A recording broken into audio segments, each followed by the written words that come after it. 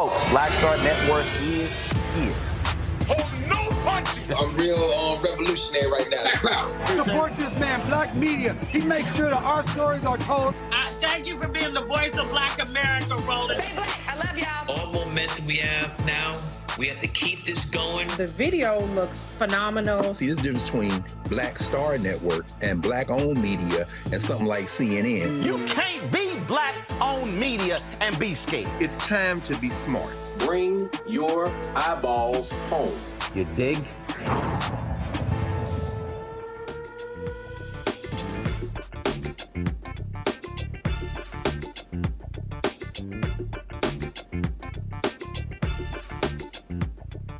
Today is Thursday, September 26, 2024. Coming up on Roland Martin Unfiltered, streaming live on the Black Star Network. North Carolina removes more than 700,000 people from the voting rolls.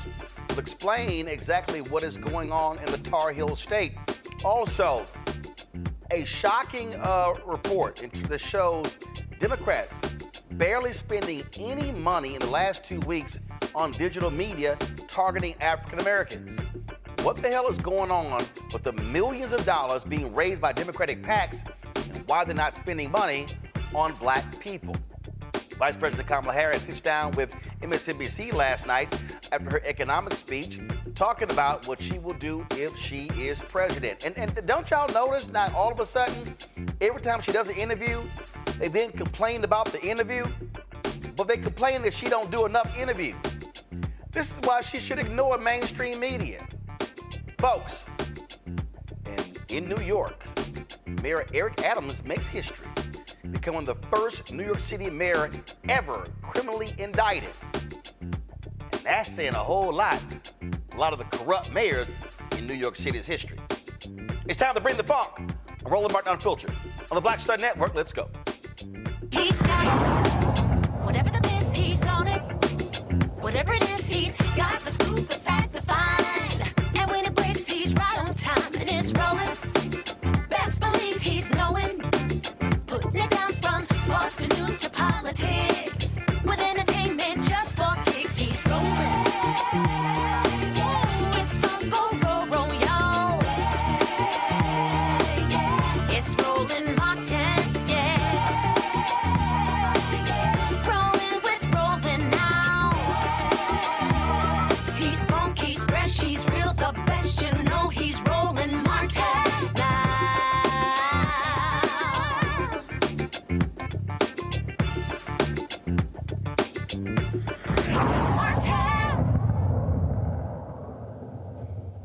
All right, how many times have y'all heard folks say, oh, Biden, Harris, they ain't doing nothing for Black people? You don't see them doing anything to address police brutality and what's happening with all these cops out here? Now, I done told y'all that's a flat-out lie on many occasions. The Department of Justice under Biden, Harris has been the most aggressive civil rights division since Robert Kennedy was Attorney General. Today, the DOJ announced what has been taking place, the blatant racism taking place in Lexington, Mississippi. Folks, their findings show that the Lexington, Mississippi Police Department have had a pattern of using excessive force, unlawfully jailing people, discriminating against Black people. This follows, of course, where their officers were busted and went to prison for brutalizing African Americans. Assistant Attorney General Kristen Clarke, who heads the Civil Rights Division, details the investigation's results during a Zoom call today with news media. Watch this. We are here today to announce the findings from our pattern or practice investigation into the city of Lexington, Mississippi, and the Lexington Police Department. We find reasonable cause to believe that the Lexington Police Department and the city of Lexington engage in a pattern or practice of conduct that violates the First, Fourth, and 14th Amendments of the Constitution, the Safe Streets Act, and Title VI of the Civil Rights Act of 1964. Specifically, we find that the Lexington police use excessive force, unlawfully stop, search, and arrest people, including by jailing people on illegal, quote, investigative holds, end quote, unlawfully jail people without affording prompt access to court, violate the rights of people engaged in free speech and expression, including by retaliating against critics of the police, and unlawfully discriminate against Black people.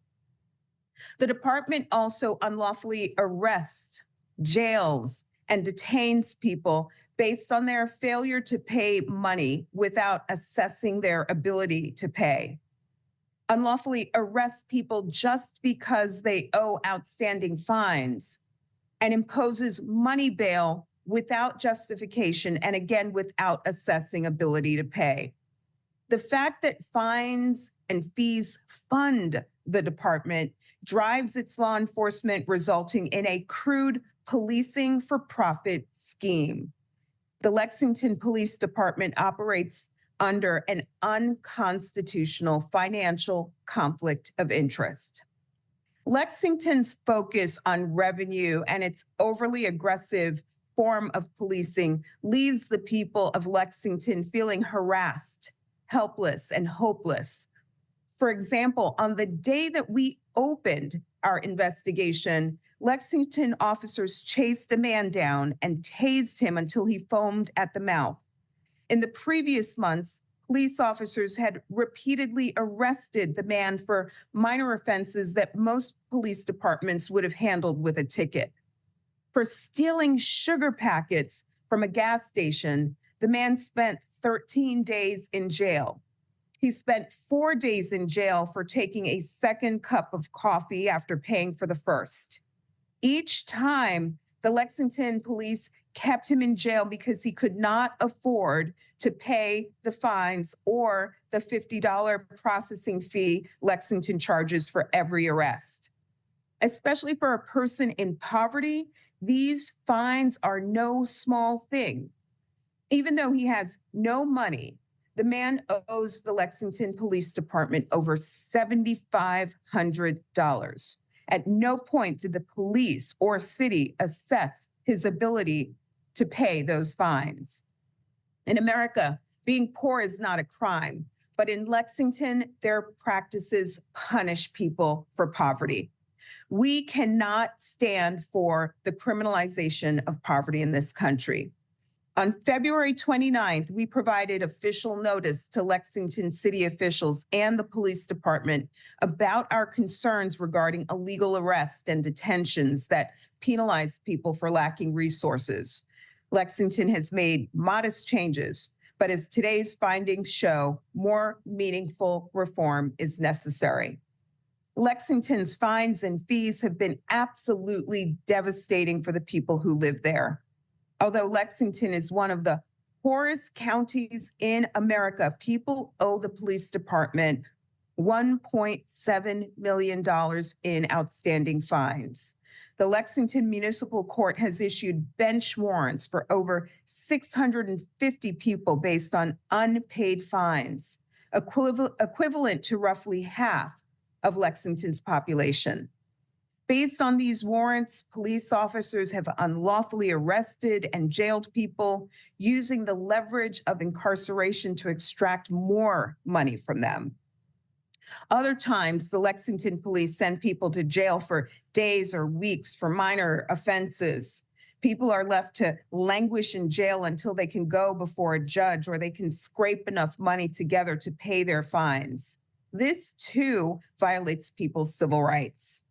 For example, the Lexington police arrested a Black man for allegedly taking $15 worth of gas. The police told him the fine was $300. He couldn't pay it. The police sent him to jail until the next scheduled court date 2 weeks later. Unjustly enforcing fines and fees creates a two-tiered system of justice that can perpetuate a cycle of poverty.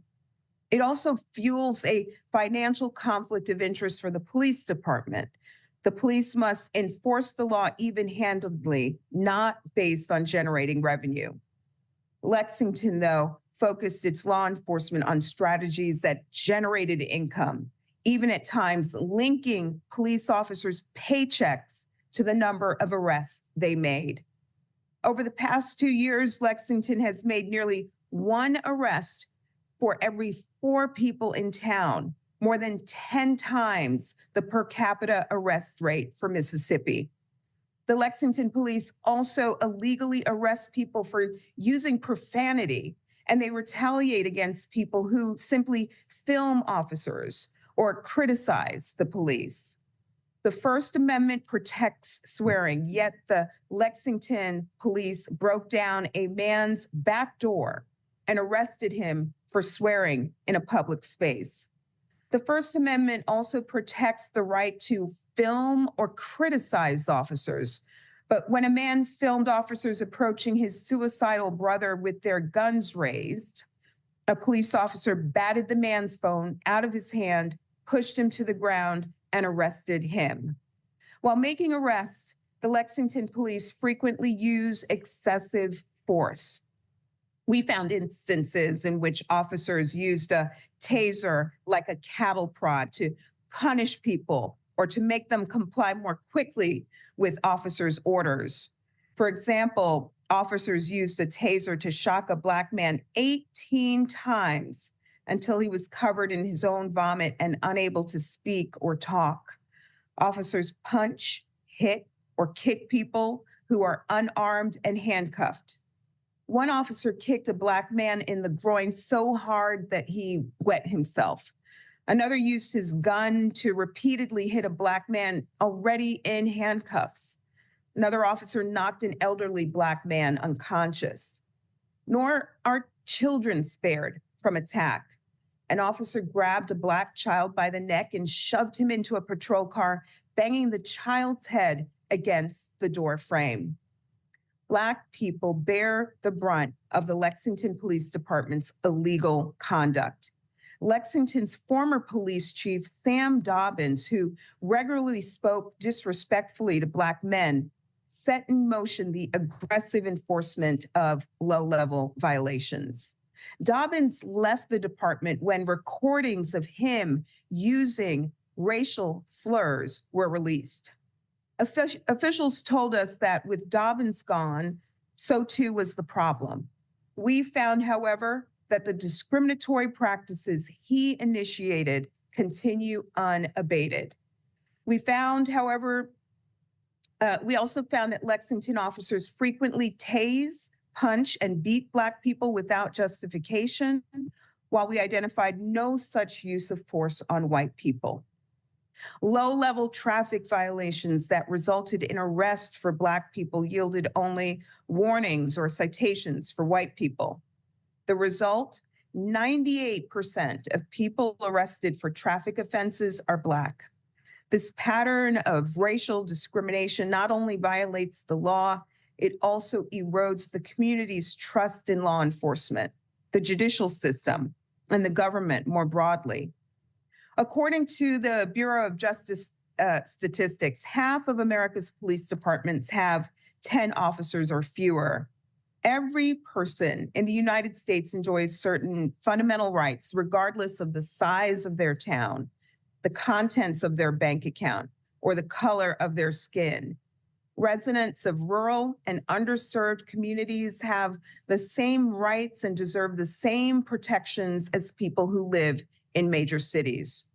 The Justice Department is committed to providing that protection. Police misconduct in smaller communities may not always garner national attention, but rest assured the Justice Department is watching. No city, no town, no law enforcement agency is too large or too small to evade our efforts to safeguard the constitutional rights that every American enjoys. Small and mid-sized police departments must not be allowed to violate people's civil rights with impunity. Lexington is a small rural community, but its police department has had a heavy hand in people's lives, wreaking havoc through use of excessive force, discriminatory policing, retaliation, and more. For too long, the department has been playing by its own rules and operating with impunity. It's time for this to end.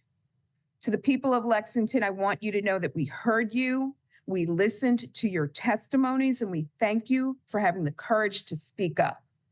The Lexington Police Department and the city of Lexington have agreed to cooperate with the Justice Department to address the serious challenges we outlined today as we begin the hard, essential work of rebuilding trust and restoring equal justice under law. We need to continue to hear from the Lexington community in the coming days and weeks.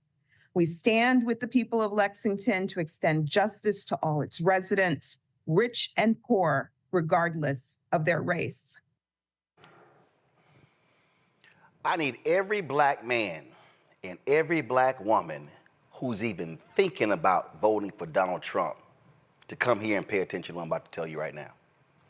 What you just heard from Kristen Clarke, who heads the Civil Rights Division in the Department of Justice under President Biden and Vice President Kamala Harris, is egregious. It is shocking. It is pathetic. It is degrading, and it is demeaning. And what you just heard would never happen under Donald Trump. Let me remind y'all, Donald Trump, when he went to the Oval Office, he named Jeff Sessions his attorney general. They tried to get out of the Baltimore consent decree. A federal judge and the city said, absolutely not. They tried to get out of a consent decree in Chicago. Jeff Sessions literally said, and we're gonna find a clip for y'all, we need to pull back on these police and patterns and practices investigations because the cops are suffering from low morale. Bill Barr, who replaced Jeff Sessions, said the exact same thing. So how can you call yourself somebody who cares about black people, and you care about justice, and you care about equality, and you know damn well that there is a 180-degree difference between a Trump Department of Justice and a Biden-Harris Department of Justice? And there's going to be a big difference between a Trump-Vance Department of Justice and a Harris-Walz Department of Justice. The facts are there. This administration has had more than a dozen police pattern and practices investigations. They have been investigating police departments all across the country. They have been putting rogue cops in prison. They have been putting individuals committing hate crimes in prison. Can we say the same thing about the Trump-Pence Department of Justice? Absolutely not. I am not confused by any of this. And there is no way in hell any self-respecting black man or black woman or any person of conscience will be willing to vote for a thug like Donald Trump and J.D. Vance, knowing full well that they would never pick someone like Kristen Clarke to run the Civil Rights Division. That they don't care about people who are being beaten and humiliated. You heard her detail cops arresting people who swore at them knowing full well that's not against the law. Arresting people for a cup of coffee and putting them in jail for multiple days after the man had already bought a cup of coffee. If you want to see the biggest example of a difference between a president, a Democratic president, and a Republican president, all you got to do is look at the Civil Rights Division of the Department of Justice. But let me also add this as my final point before I go to my panel. The Civil Rights Division under Kristen Clarke, they've also been going after redlining. Did Trump go after redlining? No. Please, by all means, show me how aggressive Trump and Pence was when it comes to going after these banks for discriminatory practices against African Americans. I'll wait. Because you can't find it. Y'all can play games all y'all want to. And in 41 days, we will elect a new president. And I'm telling you right now, there's no way in the world I will consider voting for anybody who wants to give cops 100% immunity.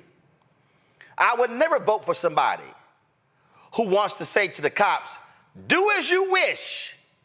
Whatever you want to do, knock some heads if you want to. And you just heard how this small police force in Lexington, Mississippi, and this ain't just Lexington, Mississippi. This is police forces in small towns, in rural America, in big cities, red and blue, need an aggressive Department of Justice overlooking them. Black man and black woman, do not be fooled. All you brothers out there talking about, yeah, Trump gonna put that money in my pocket. I'm gonna get some stimmies. No, you're not. But I can guarantee you this, he gonna bring back stop and frisk. I can guarantee you this, he's gonna allow cops to knock black men upside their heads. So y'all go ahead and play around if you want to. And don't come crying, if he wins, don't come crying later. Oh my God, where's Ben Crump? Where's Harry Daniels? Where's Lee Merritt? Can I take, where's Reverend Al Sharpton? Where's the NAACP? You gonna say that if you sit your ass at home? You gonna say that if you vote for Trump? I'm telling y'all right now, Donald Trump and Kamala Harris, it ain't even, they not even in the same planetary system when it comes to holding rogue cops accountable. My panel, Dr. Greg Carr, Department of Afro-American Studies, Howard University, out of Washington, D.C., Lauren Victoria Burke, Black Press USA, coming to us from Arlington, Virginia, and Joy Chaney, joining us down, founder of Joy Strategies out of D.C. as well.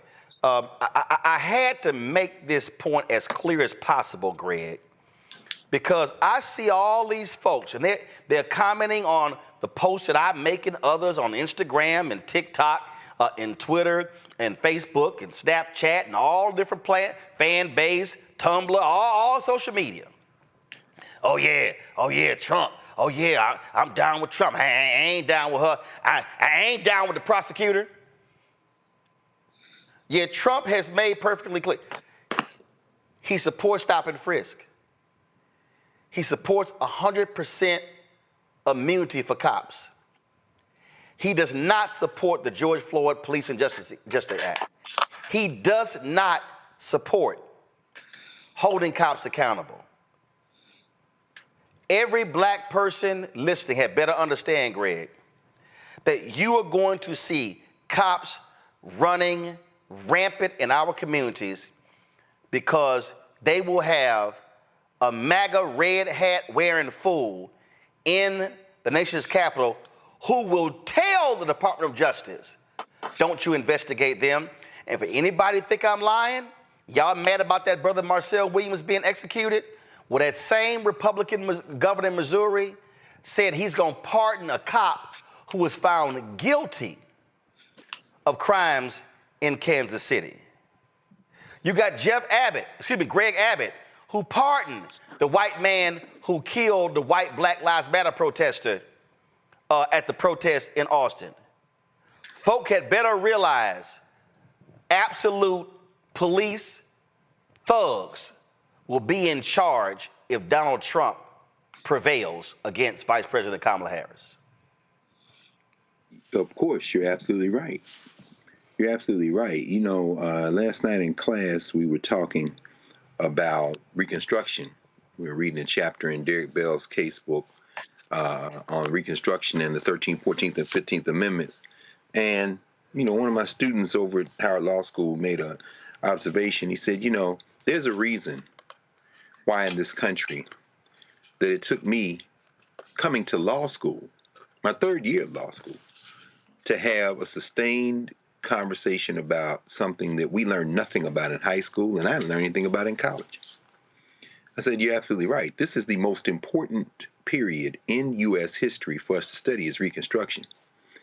And as you've talked about many times, Roland, what comes immediately after Reconstruction in this country is what the white boys, what the crackers called the redemption movement, the white lash movement, what Rayford Logan, historian, called the nadir, the dark period for African people, requiring us to undertake a second Reconstruction to make those Civil War amendments stand up, 13th, 14th, and 15th Amendments, in the 1950s and 60s.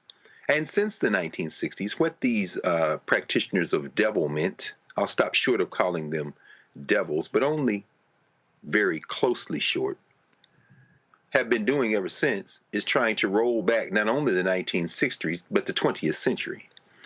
The vigilante force known as the police in this country, the patter rollers, are licking their chops at the prospect of one of their own, an open white nationalist, assuming the vice presidency. I'm talking about Junior Varsity Vance, who threw, of course, his own family under the bus, who's currently throwing his wife under the bus and his children under the bus as he practices this form of hatred of everything non-white in his form of his immigrant shaming and blaming and falsifying descriptions of them. But the president of the United States, the malevolent force known as Dementia J. Trump, or Donald Trump by some, he is the wild card that will enable Junior Varsity Vance, who is a hardcore ideologue. Why? Because Donald Trump doesn't believe in anything but himself, and he'll say anything and he'll let people do anything. That license, the license that we'll see in a little town, not even an hour outside of Jackson, Mississippi, where they follow a man home based on tint on his windows and tase him for 15 seconds, where they lock up a man for swearing at the police. These white boys are the Klan. They are the Klan of the 19th century. They are the Redeemers movement. They are the Knights of the White Chameleon, the Ku Klux Klan. And they are licking their chops at finally taking the next quantum leap toward redeeming themselves in terms of white supremacy. That's what Make America Great Again means. And finally, I'll say this. For all the people out there who think that somehow Donald Trump might be better for you if you're of African descent, you've opened your mouth and you've put your whole rotten brain on display. You've demonstrated that you are a danger, not only to yourself, but to the rest of us. Lauren, there's somebody who's watching, Lauren, and they're saying, Roland, Trump doesn't believe those things. I'm a black man and Trump stands with me. Really? What I'm about to play for you is literally on his campaign website. This is where I found it. All you brothers who hollering Trump, Trump, Trump. Oh yeah, Trump. Oh yeah, I'm down with Trump. Listen to this. Because the Democrats want to take those protections away from our police because we want them to do their jobs, and we want them to do their jobs right. You can't take their protections away if you're going to have them do their jobs properly. Second, to qualify for this new funding and all other Justice Department grants, I will insist that local jurisdictions return to proven common sense policing measures, such as stop and frisk. Very simple. You stop them and you frisk them. Strictly enforcing existing gun laws against convicted felons, cracking down on the open use of illegal drugs, and cooperating with ICE to get criminal aliens off our streets and get them out of our country. Third, we will go after the radical Marxist prosecutors who are abolishing cash bail, refusing to charge crimes, and surrendering our cities to violent criminals. They have surrendered like never before. I will direct the DOJ to open civil rights investigations into radical left prosecutors' offices, such as those in Chicago, LA, and San Francisco, to determine whether they have illegally engaged in race-based enforcement of the law. I will also work with Congress to give the victims of their Marxist policies the right to sue local officials for harm and suffering, and it has been great that they have caused. If your small business is pillaged because shoplifting goes unpunished, if you're brutally attacked by a violent felon released without bail or bond, then you will be entitled to massive damages. Fourth, I will order the Department of Justice, or as some people call it, the Department of Injustice right now, and Homeland Security dismantle every gang, street crew, and drug network in America. Every single one of them will be dismantled. We already know where these turf wars and drug dens are. We know who the people are. All right, so come back to me. Lauren, if any of these brothers out here, y'all voting for that? Okay. Let me know how that's gonna go down, Lauren. Yeah, I don't really buy into the idea that there's a ton of black men out there voting for Donald Trump or planning to vote for Donald Trump. I think that has been overplayed on CNN in particular and the New York Times. They seem to love to present some outlier example of some black male who wants to vote for Donald Trump. And then when the election actually happens, which we have now two examples, 2020 and, of course, 2016, that show us that, of course, the most dedicated group for the Democratic Party is black women, followed by black men. And so in talking with Mondale Robinson and other people who know a hell of a lot more about this than I do, I'm not seeing what I would consider to be hard evidence that there's a ton of black men out there burning to vote for this lunatic that is running for president again. That's the first thing I would say. The second thing is we just got, of course, a huge report this week that crime is down, violent crime is down, 20-year low. And, of course, as you know, Roland, the Republican Party has been saying the same thing really since the late 1960s with regard to crime and law and order, which is the way that they play their Southern strategy, their racial Southern strategy to scare white folks in the suburbs to vote Republican. And they've just been doing this now for 60 years. It never stops. It doesn't matter what the crime stats say. It's the same thing over and over and over and over again. Of course, to your point, Roland, you're absolutely right with regard to the Department of Justice and Kristen Clarke. You've made the point several times before very correctly that the DOJ should really be playing up this work that they're doing in these spaces. Lexington, Mississippi, in that situation sounded a hell of a lot like the Black Codes, which, of course, is not taught in most high schools, I suspect. But it's really just a remnant of the post-Civil War activity that we saw in the South. And the police department has become the arm of that activity. It kind of reminds me of the 2015 DOJ report by Attorney General Holder on Jennings on St. Louis County, which was extremely familiar to what Kristen Clarke just said, which played Roland. It was effectively the same report. They're using black people for fines and fees to fund everybody else, and through branding blacks to criminality. Wow, where did they get that idea from? Very familiar. But here's the thing, Joy. I don't care if the number is 14%, 12%, 10%. No self-respecting black man or black woman should remotely even be considering voting for a thug who says, I'm going to withhold funding from local police departments unless they institute stop and frisk, which we know by the data targets black and brown people. And in New York City, the crazy number of people who were not even guilty of anything.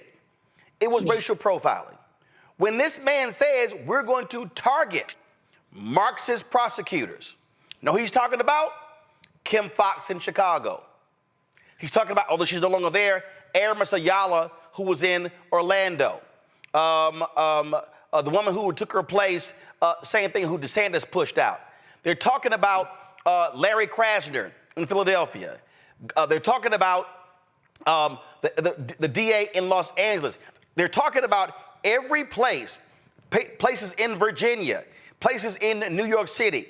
They want to target progressive DAs because they want a hardcore, right-wing, lock them up and throw the key away prosecutors. So for all y'all black folks out here who are talking about the aftermath of George Floyd and y'all talking about how we get abused, this man wants to unleash law enforcement against this country, and he ain't talking about white people. No, he's not. This is a reinstitution of slavery, right? And when you are chasing Black people down in an effort to keep them in check and in line, this is what he's wanted. This is frankly what he's always wanted. Donald Trump has changed many of his positions over the years, but he's been pretty consistent. When you look at how he treated Central Park 5, some of the other positions he has taken, this person is not someone who cares about the average rank and file person who may come in contact with the justice system. In fact, he wants to unleash the justice system on all of those people, and in particular on Black and brown people. And poor whites, he'll get you too. He will get you too, because all of the things that would deny you bail, all of the things that would impose economic crimes on you, would also, on Black people, would also apply to you if you don't have the money to pay. So this is not anyone who is concerned about the rights of those within the criminal justice system who are interested in criminal justice reform. This is not anyone that you would want to put in. He's about celebrity, right? And he's about tricking you and thinking that you are not paying attention. And so, that's what this is about. And let me tell you, it's also a reminder of how important it is to have the right person in the Oval Office so that you can have the right person at all of the agencies across the country. Yes. You've said it before, Kristen Clarke is a national treasure. She has single-handedly sought justice for communities of color who have been abused. And let me tell you, if you are a community who is being abused out there by your police department, she has avenues for you to alert the Justice Department so that they can look into it. This is a person committed to justice. Again, for everybody to understand, the president appoints the attorney general. The attorney general picks his or her team, and so who heads the Civil Rights Division, who heads the SEC, who heads, we could go on and on and on. So don't think for a second, folks, that who you vote for the presidency doesn't matter. That's who picks who heads the EPA, Health and Human Services, the Pentagon. We can go on and on and on. So I'm gonna say it again. No self-respecting Black man or Black woman should even remotely be thinking about voting for Donald Trump when that man plans to unleash law enforcement against Black people in this country. And let me be real clear. Some of y'all, I know some of y'all are saying, oh yeah, well, put the thugs in jail. 90% of those people who were going through stop and frisk, they were innocent. Oh, let me go ahead and add this. Let me say this right here. Black men, I've been seeing a whole bunch of y'all tweeting about the execution in Missouri. I've been seeing a lot of y'all tweeting about Kamala Harris. She ain't say a word when that Black man being put to death. Y'all overlooked the fact that it was a Democratic DA who wanted the man taken off of death row.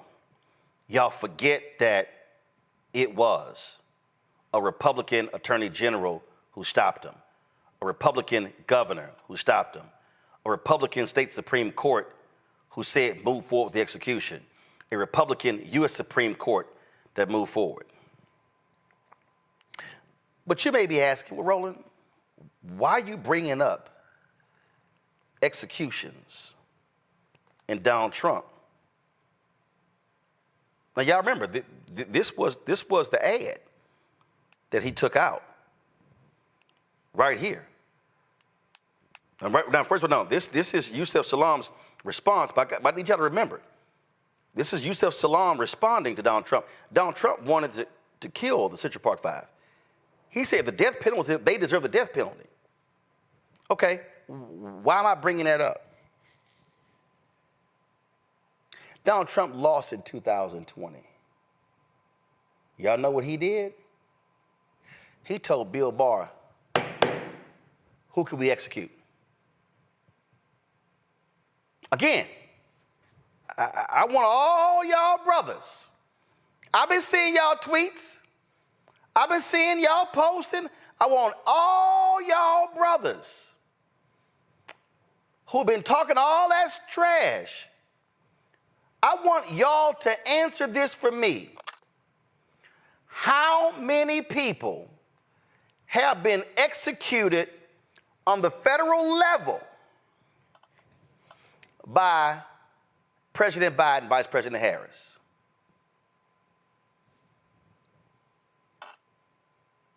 Zero. I want all y'all brothers and some of y'all sisters. I've been seeing some of y'all tweets too, especially y'all FBA ADOS folk. How many federal executions took place under President Barack Obama? Zero. Now, I want all of y'all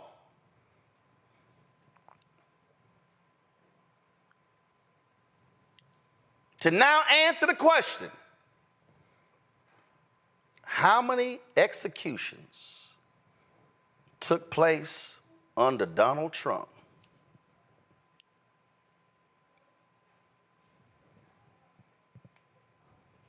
$13. Anthony, go to my iPad. This is a Rolling Stone article. Trump's killing spree, the inside story of his race to execute every prisoner he could. Look at this right here. Black man and black woman, before 2020, there had been 3 federal executions in 60 years. Then Trump put 13 people to death in 6 months.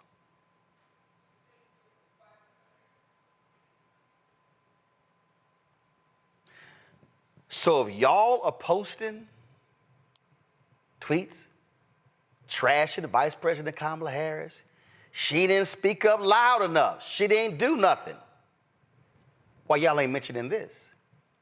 Well, why are y'all not mentioning that after he lost, he was racing to kill people? He literally told Bill Barr, let's take him out. Let's go. Lead paragraph, Rolling Stone. In the final moments of Brandon Bernard's life before he was executed by lethal injection at a federal penitentiary in Terre Haute, Indiana on December 10th, 2020, President Donald Trump picked up the phone to entertain a final plea for mercy on Bernard's behalf. The call was not with Bernard's family or his attorneys, nor was it with representatives with Bernard's family, nor was it representatives from the Justice Department's Pardon Attorney Office, who had recommended just days earlier that Trump spare Bernard's life. Rather, the call was with Jamal Fincher Jones, better known as Paul da Don, a music producer responsible for hits like Ludacris, Pimpin' All Over the World, and Nicki Minaj's Anaconda.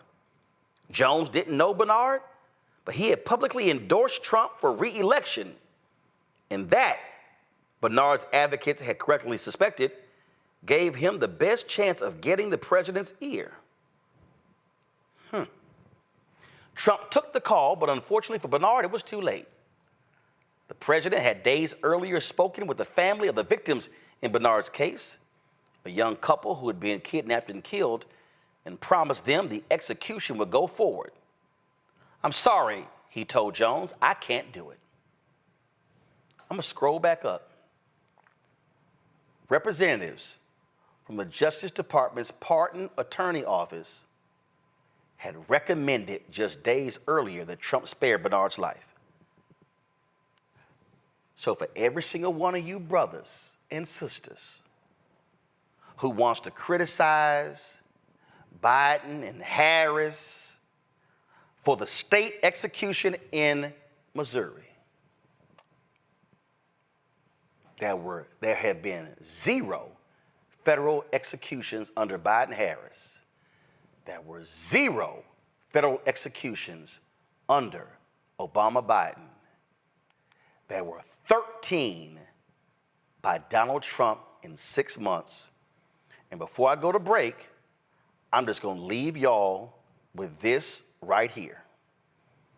Before 2020, there had been 3 federal executions in 60 years. Then Trump put 13 people to death in 6 months. Now you tell me, who should be the 47th president of the United States? Trump or Harris? That ain't even a contest. It's absolutely Vice President Kamala Harris. I'll be right back. I'm Roland Martin Unfiltered on the Black Star Network.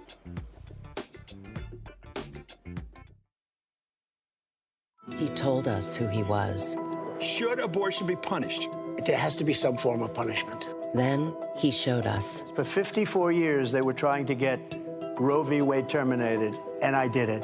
And I'm proud to have done it. Now Donald Trump wants to go further with plans to restrict birth control, ban abortion nationwide, even monitor women's pregnancies. We know who Donald Trump is. He'll take control. We'll pay the price. I'm Kamala Harris, and I approve this message. Bob and I both voted for Donald Trump. I voted for him twice. I won't vote for him again. January 6th was a wake-up call for me. Donald Trump divides people. We've already seen what he has to bring. He didn't do anything to help us.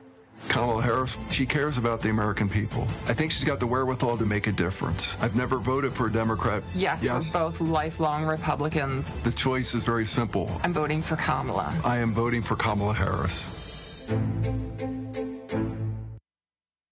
In 2016, Donald Trump said he would choose only the best people to work in his White House. Now those people have a warning for America. Trump is not fit to be president again. Here's his vice president. Anyone who puts themselves over the Constitution should never be president of the United States. It should come as no surprise that I will not be endorsing Donald Trump this year.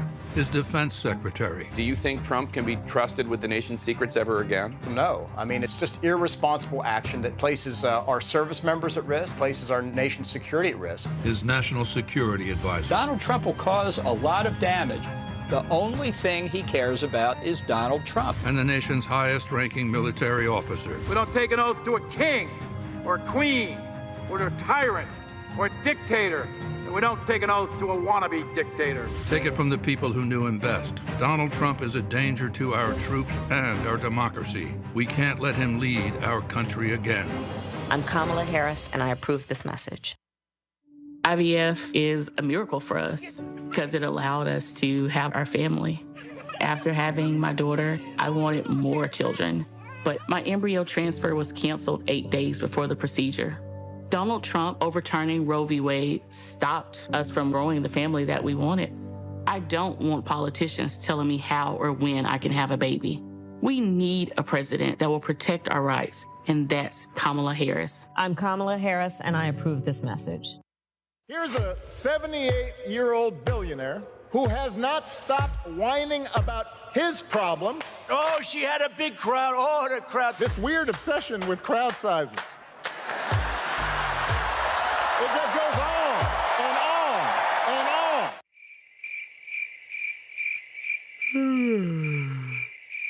America's ready for a new chapter. We are ready for a President Kamala Harris. I'm Kamala Harris, and I approve this message. The overturning of Roe almost killed me. I had a blood clot in my uterus that caused my labor to have to be induced because of the overturn of Roe v. Wade. I wasn't able to get life-saving treatment sooner. I almost died. And that's because of the decision that Donald Trump made. I was able to get Roe v. Wade terminated, and I'm proud to have done it. The doctors and nurses were afraid that if they treated me in the incorrect way, that they would be prosecuted for that. And that's appalling. Donald Trump says that women should be punished. Do you believe in punishment for abortion? There has to be some form of punishment. For the woman? Yeah. I believe that women should have reproductive freedom to make the choices about their own bodies. 4 more years of Donald Trump means that women's rights will continue to be taken away one by one by one by one. This has to stop because women are dying. I'm Kamala Harris, and I approve this message. What's up, everybody? It's your girl, Latasha from the A. And you're watching Roland Martin Unfiltered.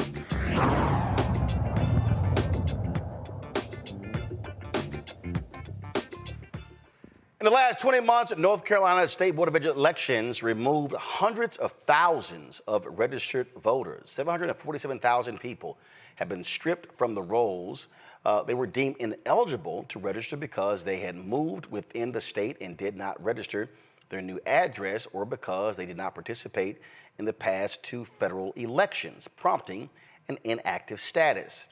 Other reasons for removal include death, felony convictions, out-of-state moves, and personal removal requests.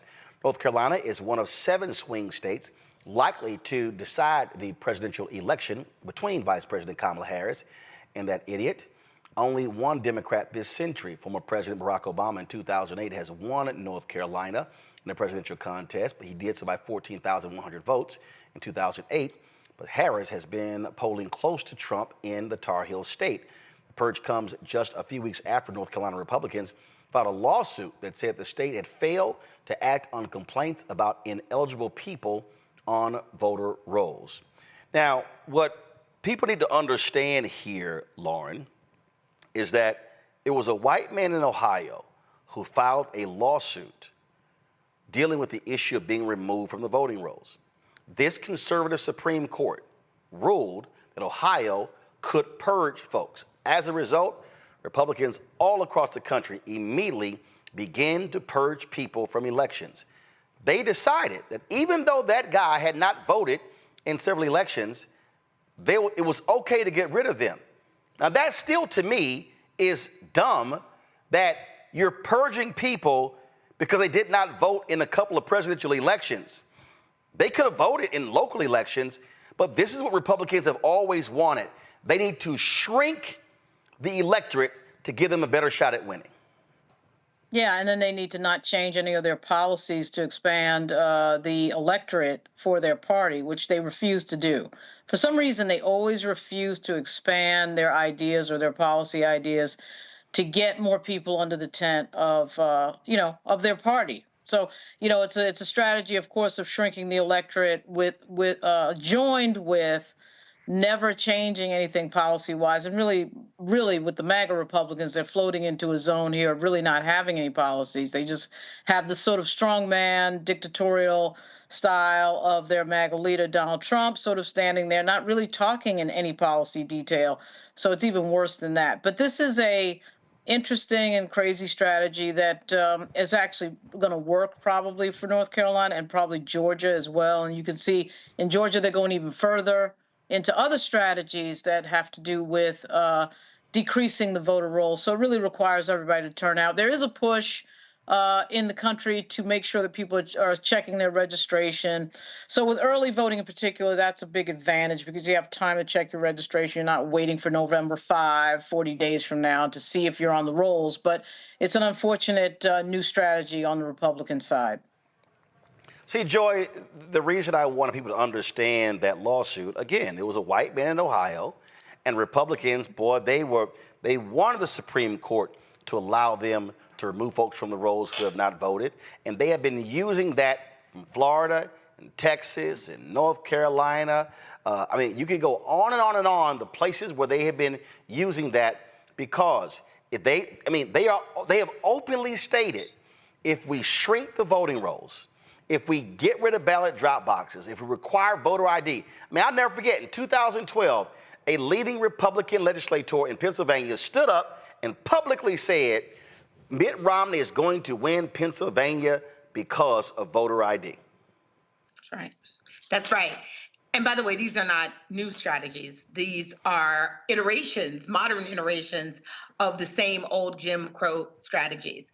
Any attempt to keep you from voting. And then, but what is new then, now they're adding it such that even when you vote, even if you win, if you don't win about big enough margins, they might try to undo the election or not see electors. So these folks are committed. But here's what we do. I don't want us to focus. The lawyers are going to take care of these things. And we have to talk about them. But I want you to focus on what you have to do. As we already said, you got to check your registration. You cannot wait until Election Day to vote. I know somebody, I like to vote on Election Day. It's about what you like. It's about getting out in front and making sure that no one can rob you of your vote. So vote early, bring other people to vote early, check your name on the roll if you are a woman and you have a hyphenated name, or if you've recently changed your name, if you've recently moved, anything, check your registration status. Make sure you have everything that you need and bring your ID to the polls, even if you don't have to. You want to take every redundancy to make sure that you can vote. They are taking every redundancy to make sure that your vote won't matter. So you have to do your part because margins will matter. And we need to flood the system with voting in higher numbers so we can undo what they have planned. That is what is critical right now. So yes, not surprised, but we can outsmart them. So, Greg, I want to talk about this as well. Go to my iPad. Ari Berman posted this tweet, and this is sort of tied to it. Trump won 53% of the vote in Ohio, but the GOP controls 67% of seats in the state house and 79% in the state senate. This November, Ohio voters can pass ballot initiative to finally end gerrymandering, direct democracy, key tool to fight rigged legislatures and protect key rights. Now, we saw in Wisconsin, when Democrats got the 4th seat on the state Supreme Court, how they attacked gerrymandering as well. And so these ballot initiatives are so important because Republicans have been fighting it. And the reason they're doing a ballot initiative there, the voters had already voted on this, and the legislature in Ohio totally ignored them. Same thing happened in Michigan. They were like, nah, you can't do it. And Republicans are ignoring the will of the people in Utah. So even when you use democracy, they're like, yeah, we don't care. We still got the power. Absolutely. I echo everything that Lauren and Joy have said. And Joy, has said it. I mean, they're committed. These white nationalists know that it's the end of their funky dream. We're going to break their backs. The only question is when. It'd be better to break their backs politically this election cycle. And I think our early voting starts in North Carolina next month, October, 17th through the 2nd of November. You got to check your voter registration. And yeah, I'm a person who votes on the day. I'm in Maryland, but I have since I was 18 years old. But this year I'm voting early because there is no state that's safe in this funky settler state. In this funky settler colony called United States. There's no state that's safe. Not as has been reported by Greg Palast. He's got a new documentary out. These vote stealers, these vote attackers, these vote Nazis are out trying to knock everybody off the roll. I've been checking my registration, and I keep checking it until the day for early voting, and I'm going to vote.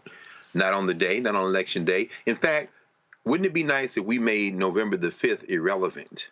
And when the hillbillies show up to try to mess with people as they stand in line, they find out they're the only ones in the line. Why? Because we all voted early. It's important to understand, and as you just you've talked to this guy before, and we've had him actually on the Black Table to discuss his book Laboratories of Autocracy. David Pepper, a former Ohio state legislator who has talked about this and has been screaming from the rooftops what they've been doing in Ohio. But this is the time for Cleveland and Dayton. This is the time for Columbus. This is the time for all of those folks in Springfield, Ohio, where Ohio University is, to go out and break the backs of these white nationalists by making sure that this ballot referendum passes and you can get rid of the gerrymander. The only way they have a chance to continue their white supremacist, their white nationalist fever dream is to steal your vote. 750,000 people knocked off the roll in North Carolina, 10% of the voting population knocked off the roll, an average of 1,200 voters a day, every day from the start of 2023 through August of this year in the funky state of North Carolina. That's because they know they can't win it fair and square. They have no interest in winning it fair and square. They are trying to literally run their funky ass dream through your chest by taking you off the rolls. I say you break their backs politically. Make sure you register and get out there and vote early. Render November the 5th as irrelevant as we can. Absolutely. All right, folks. Hold tight 1 second. When we come back, ooh, Rough day for New York Mayor Eric Adams, indicted by federal authorities. We're going to break it all down with Ellie Mister with the Nation. He is up next. Folks, don't forget to support the work that we do. Join our Bring the Funk fan club. Our goal is to get 20,000 of our fans on average every year contributing at least $50. That's $4.19 a month, 13 cents a day. We don't have millionaires and billionaires and foundations and major advertisers pouring money into us. We've been making this thing work by going directly to the people for the past 6 years, and that's how we've been able to survive. So your support is critical.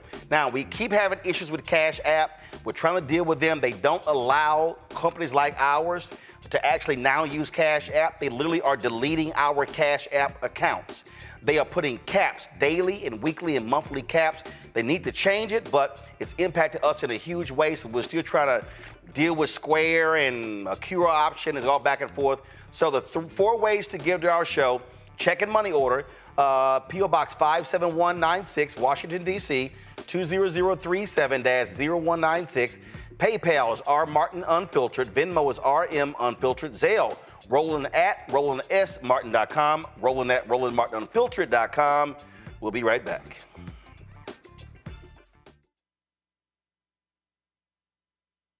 He told us who he was. Should abortion be punished? There has to be some form of punishment. Then he showed us. For 54 years, they were trying to get Roe v. Wade terminated, and I did it, and I'm proud to have done it. Now Donald Trump wants to go further with plans to restrict birth control, ban abortion nationwide, even monitor women's pregnancies. We know who Donald Trump is. He'll take control. We'll pay the price. I'm Kamala Harris, and I approve this message.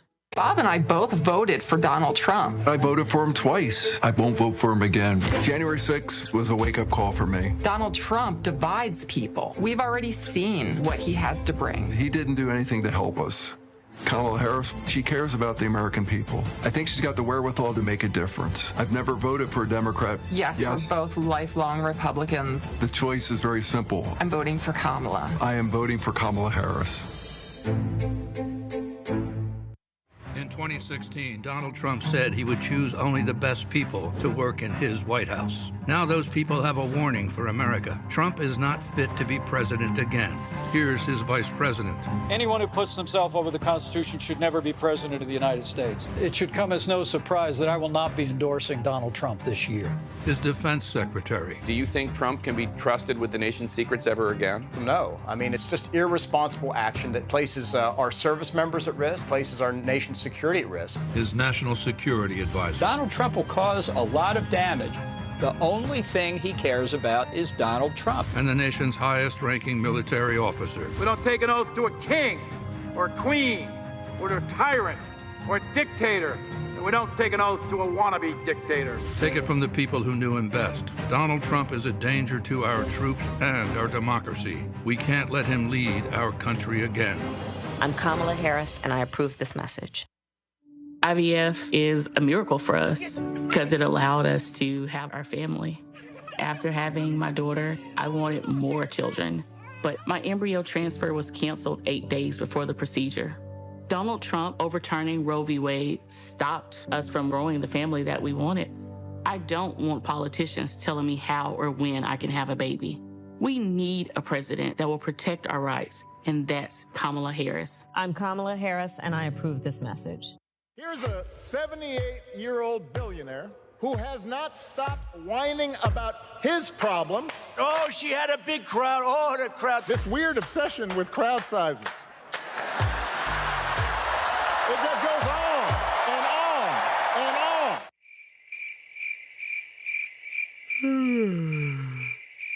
America's ready for a new chapter. We are ready for a President Kamala Harris. I'm Kamala Harris, and I approve this message.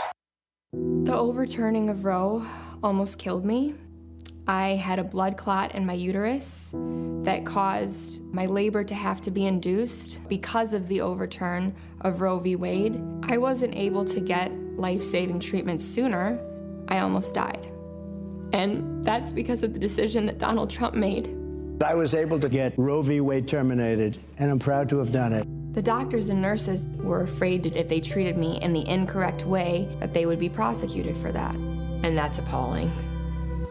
Donald Trump says that women should be punished.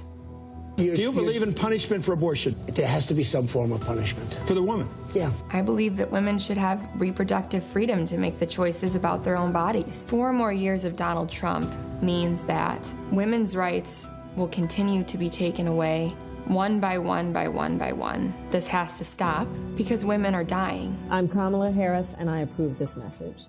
Hello, I'm Jamia Pugh. I am from Coatesville, Pennsylvania, just an hour right outside of Philadelphia. My name is Jasmine Pugh. I'm also from Coatesville, Pennsylvania. You are watching Roland Martin Unfiltered. Stay right here.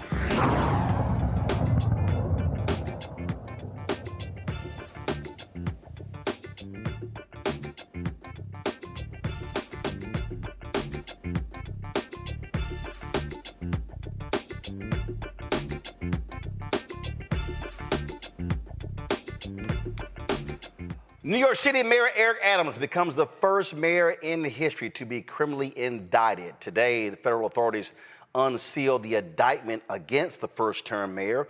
He faces 5 counts of bribery, campaign fund fraud, and other corruption. Here is the federal prosecutor supervising the Adams investigation, U.S. Attorney for the Southern District of New York, Damian Williams, laying out the indictment. As the indictment alleges, Mayor Adams engaged in a long-running conspiracy in which he solicited and knowingly accepted illegal campaign contributions from foreign donors and corporations.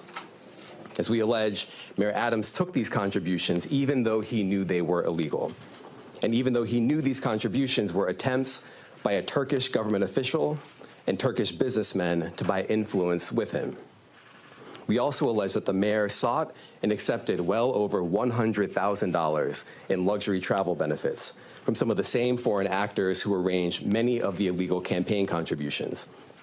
These benefits included free international business class flights and opulent hotel rooms in foreign cities. The mayor had a duty to disclose these gifts on his annual public disclosure forms so that the public could see who was giving him what. But as we allege, year after year after year, he kept the public in the dark. He told the public he received no gifts, even though he was secretly being showered with them. We allege that Adams accepted these benefits knowing that they were given to him because of his position. And in exchange for some of those improper benefits, he intervened in the New York City Fire Department's inspection process for a building owned and operated by the Turkish government, allowing it to open even though it had not passed the fire inspection. The corruption alleged in the indictment is, as I said, long-running. As we allege in the indictment, Adams' solicitation of illegal campaign contributions began in 2018. After he started raising funds for his 2021 mayoral campaign, he agreed to take contributions offered by multiple Turkish businessmen, several of whom he met in Turkey. Adams knew that these wealthy individuals could not legally donate in a U.S. election. Federal law clearly prohibits foreign donations. That's how we protect our elections from foreign influence. Yet Adams directed his staff to pursue this illegal money to support his campaign for mayor. And as we allege, Adams continued to pursue foreign money in secret well into 2021. And it didn't stop with his first campaign for mayor. As we allege, in 2023, the mayor rekindled these corrupt relationships, seeking more illegal campaign contributions from some of the same foreign sources to support his re-election campaign. Adams also took contributions that broke other laws. As we allege, he sought contributions from businessmen far in excess of what the law allowed. He also allegedly sought contributions from corporations, which are not allowed to contribute at all in New York City elections. Many of those illegal corporate contributions were organized by the same people who organized the illegal foreign contributions.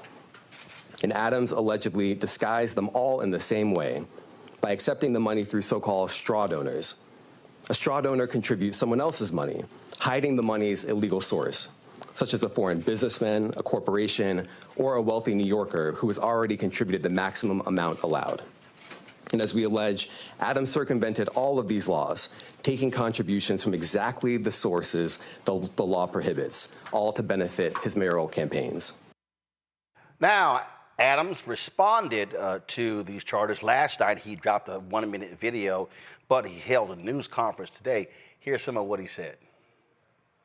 We are not surprised. We expected this. This is not surprising to us at all. The actions that have unfolded over the last 10 months, the leaks, the commentary, the demonizing, this did not surprise us that we reached this day. And I ask New Yorkers to wait to hear our defense before making any judgments. From here, my attorneys will take care of the case so I can take care of the city. My day-to-day will not change. I will continue to do the job for 8.3 million New Yorkers that I was elected to do. And the 300,000 plus employees of our city government will continue to do their jobs, because this is what we do as New Yorkers. It's an insult to the hardworking people of the city that anyone would say that they won't do their jobs while this case proceeds in the background. They are dedicated public servants, and I have been one of them for many years, and they're going to continue to do their job, moving the city forward every day. It's an unfortunate day, and it's a painful day. But inside of all of that, it's a day where we will finally reveal why for 10 months I have gone through this.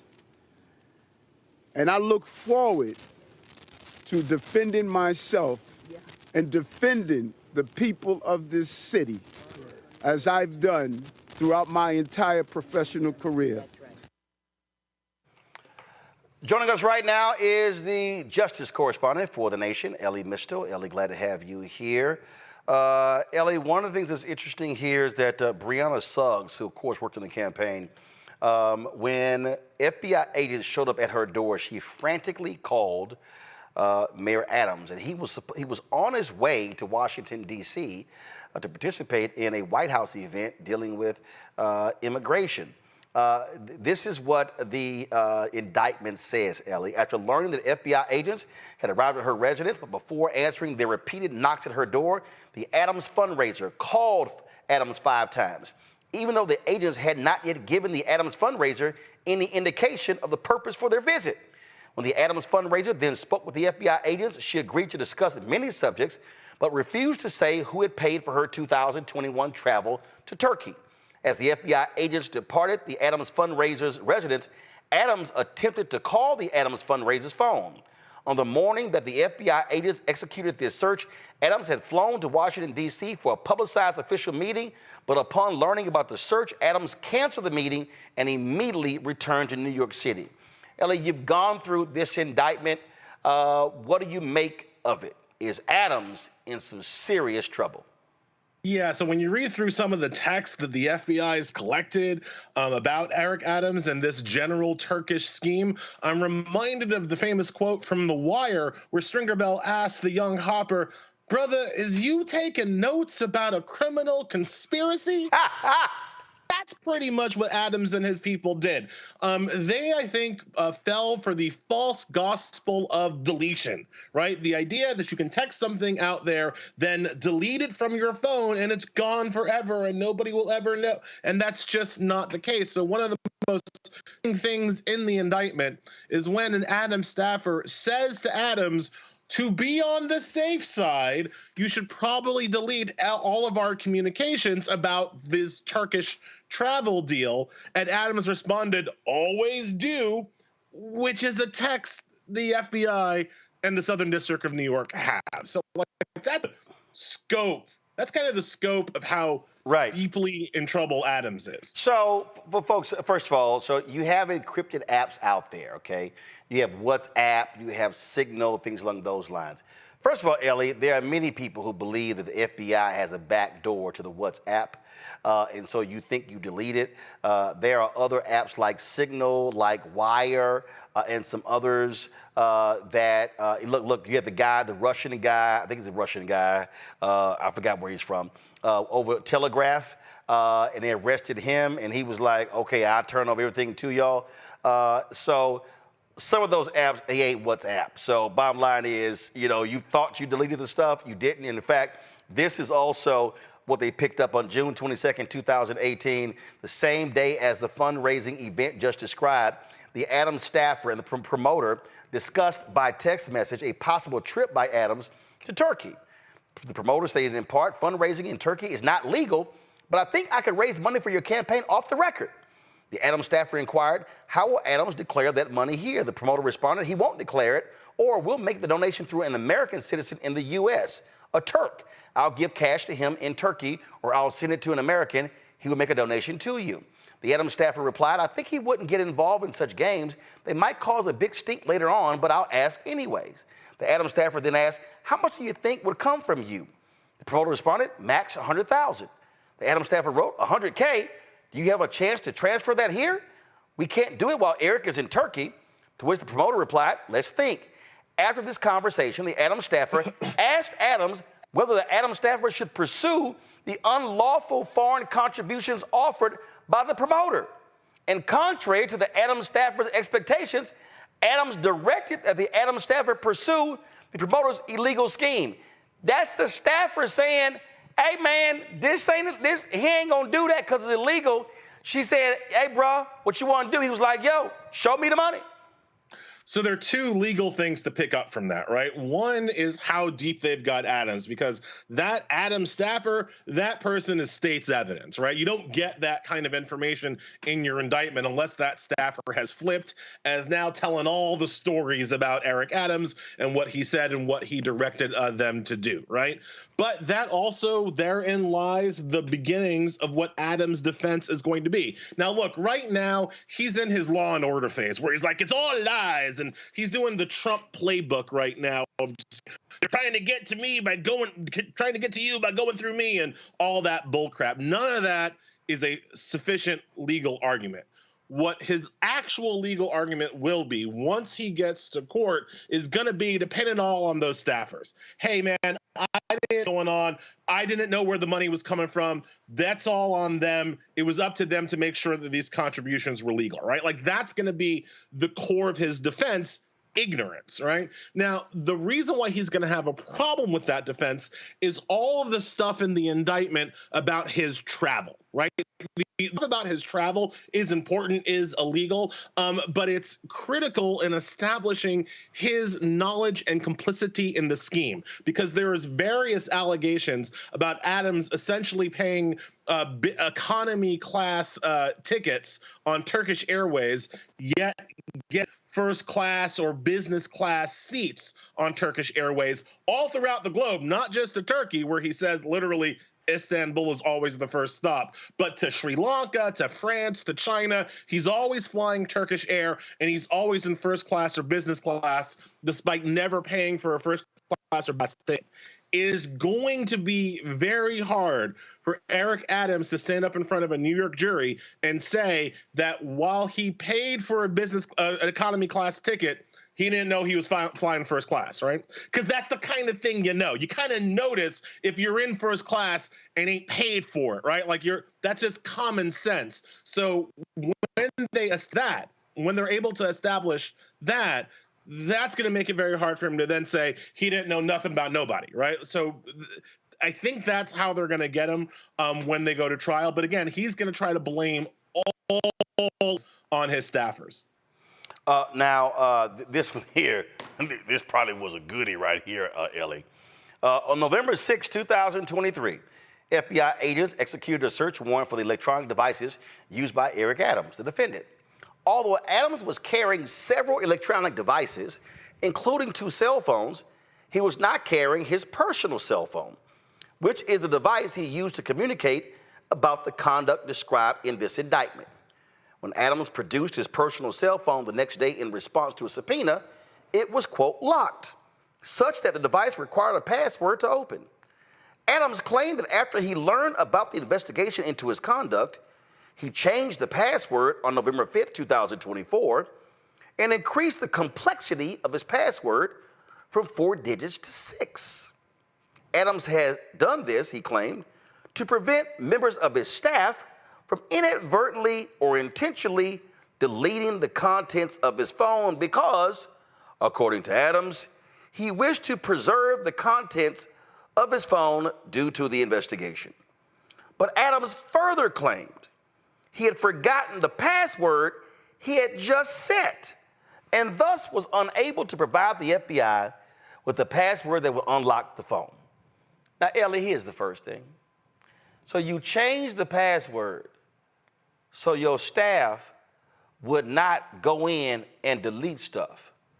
First question, why would your staff go into your personal phone and delete stuff if you were doing stuff legally?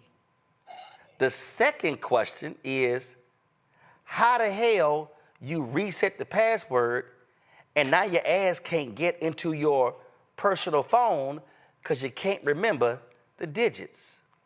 What's interesting? I mean, I'm smelling something real fishy. What's interesting for me with all this, Roland, is that Adams used to be in law enforcement, right? He's a former cop. Right. So why does Adams think that law enforcement is stupid? Like why does Adams think that this is going to work? That shit don't even work on Law and Order or CSI.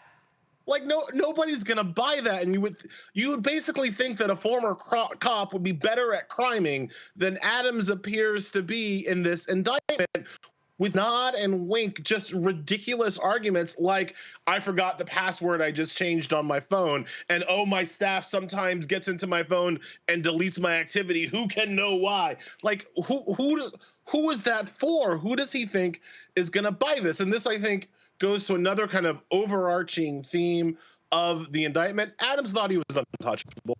Adams thought that nobody was going to come after him. And really, let's remember, Adams is now the first sitting New York mayor to be indicted on federal charges. But let's talk as adults here, Roland.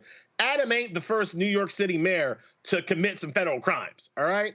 We can go back to John Lindsay, Jimmy Walker. We can go back to lots of New York mayors who did lots of shady stuff. Adams is the first one to be indicted for any of that shady stuff, right? Now, I would point out that the mayors that I just mentioned happen to be white mayors, while Adams happens to be a black mayor, and maybe Adams is the one who forgot that, right? As people have been saying, you know, your mama tells you, honey, you can't do what they do. And I do, reading the indictment, I do get that Adams thought he was going to be held to the rules that affected every other white mayor before him, not realizing, no. He was going to be held to the rules. And the rules are, you can't take money from foreign contributors. You have to cooperate with the FBI, and you can't delete stuff on your phone. Those are the rules that were going to be applied to him. And there's one more thing in the indictment, Roland, that really, I think as a New Yorker, should really piss people off, all right? New York has a very good, very progressive program where the city will match small dollar donations to political campaigns up to $2,000, right? So we, the New York taxpayers, with candidates up to $2,000 in matching funds to try to kind of diminish the corporate and wealth influence in our New York State and city elections, right? Adams, for all of these shady contributions, for all of these foreign contributions, structured them so they would be available to receive those matching funds. So according to the indictment, even though Adams knew that he was $1,000 from a Turkish university, he was structuring those payments to be small enough that not only would he get the money that he wasn't allowed to take from Turkey, but that he would get public taxpayer matching funds for that money. And I think that just as a New Yorker, and that was about $10 million, right? Right, he got about $10 million of public money through that, and I think that as a New Yorker, that sticks in your craw, man. Like that's not okay. And so again, I think when you put it all together, you have the picture of a man who thought he was untouchable, who got touched today. Oh, he got touched, all right. Before I go to your law school classmate, Joy Cheney, I'm going to show you this Last here. 03 coming out. This is a chart right here of all the free travel he got. Free upgrade to business class for 2, round trip ticket to New York to India. Was it disclosed? Nope. Round trip from New York to France, Turkey, and China. Heavily discounted hotel rooms in Istanbul, 41 grand. Disclosed? Nope. Business class tickets for 2, round trip from New York to China. Disclosed? Nope. Free upgrade to business class for 2, round trip from New York to Hungary. Disclosed? Nope. Free upgrade to business class for 1 flight from New York to Turkey. Free stay at a hotel in Istanbul. Free meals, transportation, and entertainment in Istanbul. Disclosed? Nope. Free upgrade to business class for 2 on a round trip from New York to Turkey. Disclosed? Nope. Free upgrade to business class for 2 on a round trip from New York to Ghana. Free meal and transportation during Istanbul layover. Disclosed? Nope. You look at right here, you're talking about almost $100,000 in trips. And I'm just trying to figure out, that's a lot of travel to Turkey. Why? Roland, Why is this mayor of New York constantly going to Turkey? Roland, I agree that all that is bad, but why are we talking about Clarence Thomas? I thought we were I talking concur. about Eric Adams. I'm sorry. Yeah, that's right. But no, I'm sorry. No, this is about 100,000 in free trips for Eric. Clarence got about 4 million. So, you know, if you do less than 3 million, you get indicted. But if you got 4 million in Supreme Court justice, it's all good.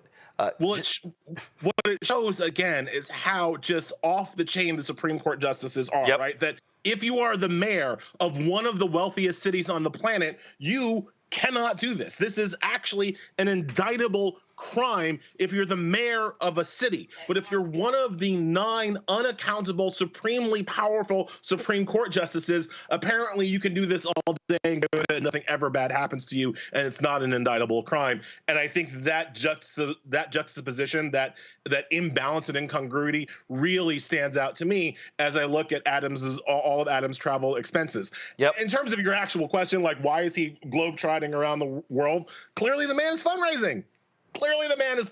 And that's you go to where the money is. Adams was going to where the money is, and guess what? It wasn't in Flatbush, right? It wasn't. It wasn't up on Columbus Circle, right? He went to where the money was, and the money was in Ankara. Joy. Ellie, you get better and better with time. HLS class of 2003. Let me tell you, I remember another HLSer, Barney Frank, said, he quoted, "Never write if you can speak, never speak if you can nod, never nod if you can wink, and never wink if you can do nothing." Eric Adams would have done well to take that advice. It's an old quote, not attributed to Barney Frank, but he quoted it well. Eric Adams is in deep stuff. But let me ask you this. Does he need to resign? Because we have AOC asking for his resignation. That seems to be the boring go-to, is that everyone has to resign when you've been indicted. What do you? Yeah, so I obviously think he should. Look, I think that I believe in innocent until proven guilty. Absolutely. I believe that Eric Adams deserves to have, the best legal defense by for him at this point. And we should reserve judgment until the legal process plays out. But the question about resignation is a question about whether or not this guy has the trust and the confidence and the ability to run the city effectively, properly during this firestorm. And I think that is clearly no. First of all, it'd be good to have a phone when you're the mayor of New York City, right? And right now, Eric Adams can't be trusted to have one, right? So just straight up, like, number one, this man cannot be trusted with electronic devices. That's kind of a problem running the city. Number two, we don't know who he's running the city for at this point, right? Is he running the city for the benefit of New Yorkers, or are you running the city for the benefit of his Turkish international friends who are going to be his only way out as the legal process gets more and more deep into his past, right? So that's another reason why I don't think he must resign. The reason, and I bring this up a lot when talking about public officials who get into scandal, who get into trouble. The idea that any particular public official is important or indispensable is just wrong. That is just not how our systems are supposed to work. If I may quote Bill Belichick, next man up. All right, like we've got other people in the city who are capable, willing, and able, aren't embroiled in international scandals. Jumaine Williams, the current public advocate, would take over if Adams stepped down. He's capable. He's fine. Let him have a shot at running the city now, right? Because the person is not important. The position, office is important. And the whole point of a democracy is that we should be able to cycle through unimportant people who hold relatively important jobs. I don't know. When the NYPD commissioner resigned, they named the replacement the next damn day. You know what happened? They went and grabbed his damn phone the next day. I was like, damn, that was quick. Lauren, go. Yeah, how you doing? You know what? I just think this whole thing makes me nervous. I was born in the Bronx, and I worked in the New York State government when I was a teenager because my mother worked for a politician. And when I see that we have had 110 mayors and only 2 black ones, and then one of the 2 black ones is the only one to be indicted in the history of the city of New York, it just makes me nervous. I can't deny that it makes me nervous. Damian Williams makes me nervous. He had a case against the former Lieutenant Governor Brian Benjamin that turned into a bust. And then, of course, we watched prosecute Sean Combs. And then, of course, now we have the mayor of New York being prosecuted. And even though I think that Sean Combs is a bad actor, and we know certain facts that are pretty obvious right now, certainly the video of him beating his girlfriend, et cetera, and so on. It's 3 different cases, of course, but anytime I see a black politician get prosecuted, I just get nervous. And I've read most of the indictment.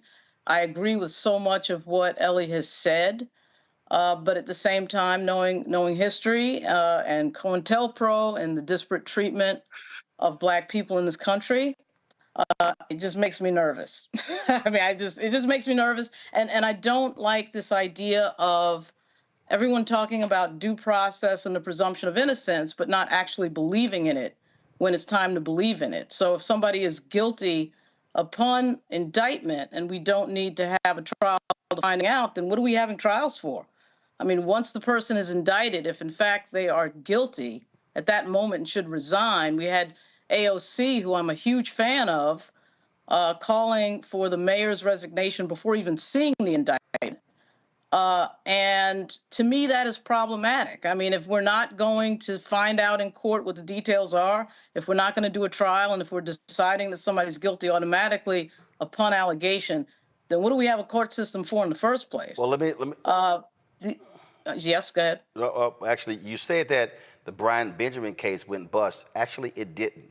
Go to my iPad. Well, first of all, no, hold up. It's spinning. No. Hey, first of all, no, this is fact. This is from March 8th, 2024. A federal appeals court on Friday revived corruption charges against former Lieutenant Governor Brian Benjamin of New York, saying prosecutors had sufficiently demonstrated a plan to funnel state money to a now deceased developer in exchange for campaign contributions. They overturned a court in December 2022, and so that case has been revived. I just want to go ahead and just state that as a matter of fact. Ellie, your response to Lauren? Well, you share those concerns. And like I said, I do not believe that Eric Adams is the first New York City mayor to commit federal crimes. I mentioned Jimmy Walker, John Lindsay, at least, right? We know we're like famously, this is the city that produced Boss Tweed. You can't tell me that Eric Adams is the first mayor to commit major federal crimes. He's just the first to be prosecuted. I think we know why. I think it's because Eric Adams has a trait that doesn't wash off in the shower, right? So I think that is clearly part of what's going on here. However, the fact that he might be prosecuted on regular rules as opposed to the special white rules doesn't absolve him of responsibility for his actions, right? Like even though 2 things can be true at once, Eric Adams shouldn't have been most likely the sitting mayor to be prosecuted for federal crimes. Well, that doesn't mean he didn't commit the crime, right? That doesn't mean he didn't do the thing. And it doesn't absolve him of culpability and responsibility, say nothing of the fact that knowing that he was a black man in this society, he should have been particularly careful about his actions, as opposed to particularly cavalier as the indictment suggests that he was. To the larger point of whether or not innocent until proven guilty means that people should have to resign or not before there is a trial. Again, my take on this is that we should absolutely have a trial. He should absolutely have to argue for his innocence, and if he's innocent, great. That will come out in due course, in due time. That doesn't mean he needs to have his current job. Being a public official is a job of incredible public trust. And if you have dirt on you, even if it's the appearance of dirt, even if it's the whiff of dirt, you should maybe step aside and let people who don't have such dirt on them take the next forward. Because again, you are not important. It's your job that is important. It's your office that's important. So I believe in holding public officials to a higher standard, right? If Eric Adams was the CEO of my, video game company, I would say, no, he gives his job until has a trial, but he's not. He's the mayor, and you can hold people to a higher standard. You can look at these allegations on their face and say, yeah, we can't trust that guy anymore. Next man up, next person to do the job up, and Adams can then focus on what's going to need to be a really extensive and expensive legal defense. What happens in court doesn't really mean anything because he's guilty right now by what you just said. So let's say he's found innocent. If he's found innocent, he should have stayed as mayor and not. So the court process really doesn't mean anything. The allegation is in fact the conviction. Yeah, but the court process, I don't know if I can jump in, but the court process and the political process are different. I agree with both of you, though. Ellie, I would say a whiff of impropriety is not the same thing as an indictment alleging pretty verifiable facts. And that's what we have here. So that's why it was silly for AOC to come out yesterday before she even saw the indictment, even though we knew something was coming. Before she even saw it, it was better if you wait till the day. It's pretty salacious. It's pretty, things that your lying eyes, can't trick you on. You can see that there's some smoke here, and there was probably some fire. Even if it's not everything. That doesn't mean he's guilty. He has to go through a legal process. But I don't want to be a situation where we can investigate people, we can whisper about them, and then they have to resign. That's unfair too. So there's a little bit in between. In this case, I think we've seen enough. He is going to have his hands full. He probably does not have the trust of the people. But I don't think it's fair for politicians to be the first ones to jump in on it. They ought to be led by the people. Greg. Thank you, Roland, and thank you, Ellie, as always, brother. I really don't, this really doesn't excite me much, animate me much. Not when Donald Trump violated the foreign and domestic emoluments clause. The Saudi lobbyists alone staying at Trump Hotel for about $300,000 worth of hotel stay. Clearly, the Supreme Court waits until January after he loses the election to say that the two cases are moot and that Congress didn't have standing in the third case. This is the United States of America. So the idea that somehow we're going to get animated because of the mayor of New York City, no, I would say this. Not only should he not resign, he should fight it until he gets his day in court. If for no other reason than if Governor Hochul takes him out or he resigns, that give more fodder to the criminal enterprise called the GOP. And they've got a whole ass criminal sitting at the top who violated all kind of federal law. To set aside Harlan Crow's wholly owned boy toy Clarence Thomas. My question is more in the vein, since thanks Joy for evoking it, the political side. I know that he has known Reverend Daughtry, Herman Daughtry, for a very long time. And, you see Hazel Duke standing there, state president NAACP. How do you read those black clergy folk there, but particularly those elders? Because I got a lot of respect for Reverend Daughtry. Is this just a matter of being loyal to someone who they have known for many years? And how, before folks who don't know a damn thing about any of them start attacking them for being sellouts, and they gin up their mouths to say something crazy about these elders. How should we be thinking about, in your mind, those elders that we saw standing with him today? Well, that's a great question, Greg. So I want to answer it two ways. First, to your original point, make no mistake, what this indictment shows is that SDNY and the Department of Justice are fully capable of prosecuting somebody for foreign emoluments and related international crimes when they want to.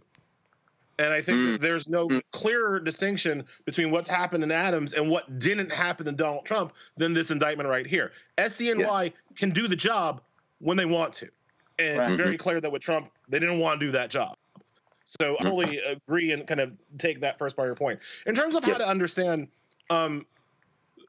elders, people standing still with Adams in this moment, I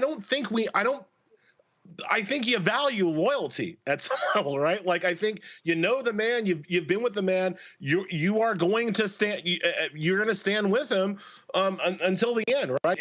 I expect that of most of my friends. I would stand next to most of my friends in that moment. I don't think that that's a political decision so much as it's a moral one, in terms of like what kind of person you are. Are you the kind of person that's going to stand with your friends when they're taking heat, or are you the kind of person that runs away? And I think these are people who are going to stand with their friends. These are the people you want as your friends, right? So I don't think it impacts or tells us anything about them. I do think that it potentially tells us something about Adams and his willingness to put his friends through that, right? Because if it was me and they had me like this, I don't know. I would hope like this. I would hope that I would not then, hey, all my friends, come stand in front of me. So like, take some bullets. Like, no. Like, at some point, you would hope that you stand up and be accountable for your own actions. Hey, man. You don't put your friends through that. Listen, Bill Clinton stood up there and said, I ain't do it. He had his female cabinet members saying, we with you. And then they had to cuss his ass out later. I remember there was a pastor in Fort Worth, Arlington, Texas, Terry Hornbuckle. He stood with his attorney and his wife and church members. I did not do what I was convicted of. And then he was convicted of sexually assaulting, sleeping with women in the church on meth and all kind of other stuff. And so, listen, it's folk who have been found guilty and had no problem asking people to stand behind them when they asses were lying the whole time. But again, I mean, that happens. I don't care whether it's political people, whether it's preachers, whether it's sports people, it always happens. Like, I always think it's stupid when a politician do something and he cheating and they bring him and the wife out. I'm like, no, man, tell the wife she can stay at home. Your ass did it. That's just me. Yep. Elliot, we appreciate you breaking it down for us, my brother. Thank you so much. I love you all. Joy, so nice to see you again, always, and thanks for everybody for having me. All right, thanks a bunch. Folks, we're going to go to a break. We come back, we're going to talk about national security. A big-time general endorses Vice President Kamala Harris, and these foreign entities are still trying to impact the election, and they do not want to see Harris in the White House. Nola Hayes is up next with the Gumbo Report.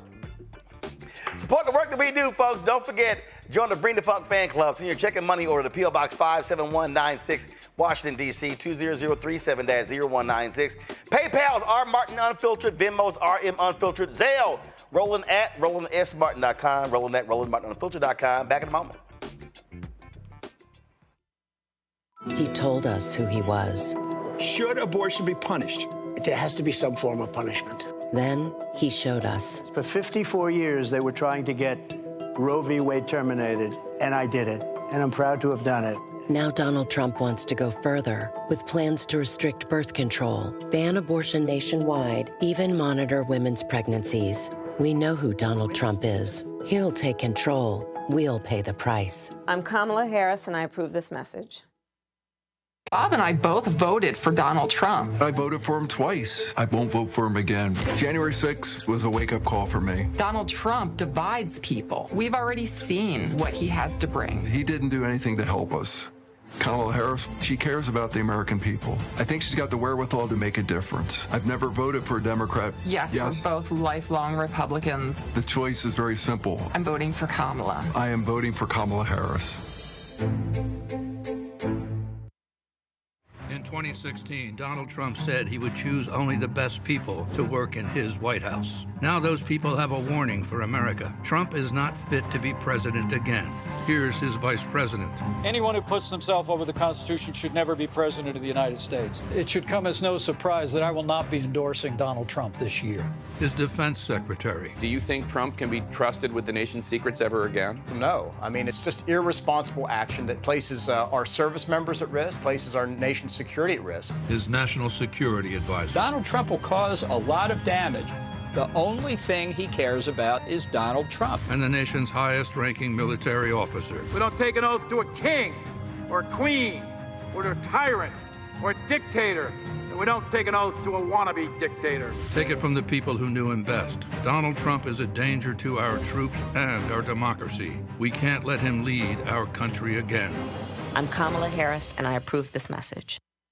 IVF is a miracle for us because it allowed us to have our family.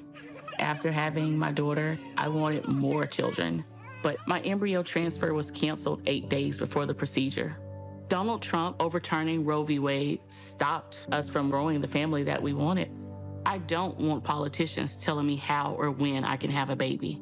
We need a president that will protect our rights, and that's Kamala Harris. I'm Kamala Harris, and I approve this message. Here's a 78-year-old billionaire who has not stopped whining about his problems. Oh, she had a big crowd. Oh, the crowd. This weird obsession with crowd sizes.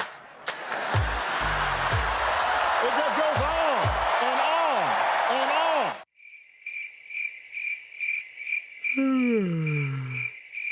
America's ready for a new chapter. We are ready for a President Kamala Harris. I'm Kamala Harris, and I approve this message. The overturning of Roe almost killed me. I had a blood clot in my uterus that caused my labor to have to be induced because of the overturn of Roe v. Wade. I wasn't able to get life-saving treatment sooner. I almost died. And that's because of the decision that Donald Trump made. I was able to get Roe v. Wade terminated, and I'm proud to have done it. The doctors and nurses were afraid that if they treated me in the incorrect way, that they would be prosecuted for that. And that's appalling. Donald Trump says that women should be punished. Do you believe in punishment for abortion? There has to be some form of punishment for the woman. Yeah. I believe that women should have reproductive freedom to make the choices about their own bodies. 4 more years of Donald Trump means that women's rights will continue to be taken away one by one by one by one. This has to stop because women are dying. I'm Kamala Harris, and I approve this message. What's good, y'all? This is Doug E. Fresh, and you're watching my brother Roland Martin Unfiltered as we go a little something like this. Hit it. It's real.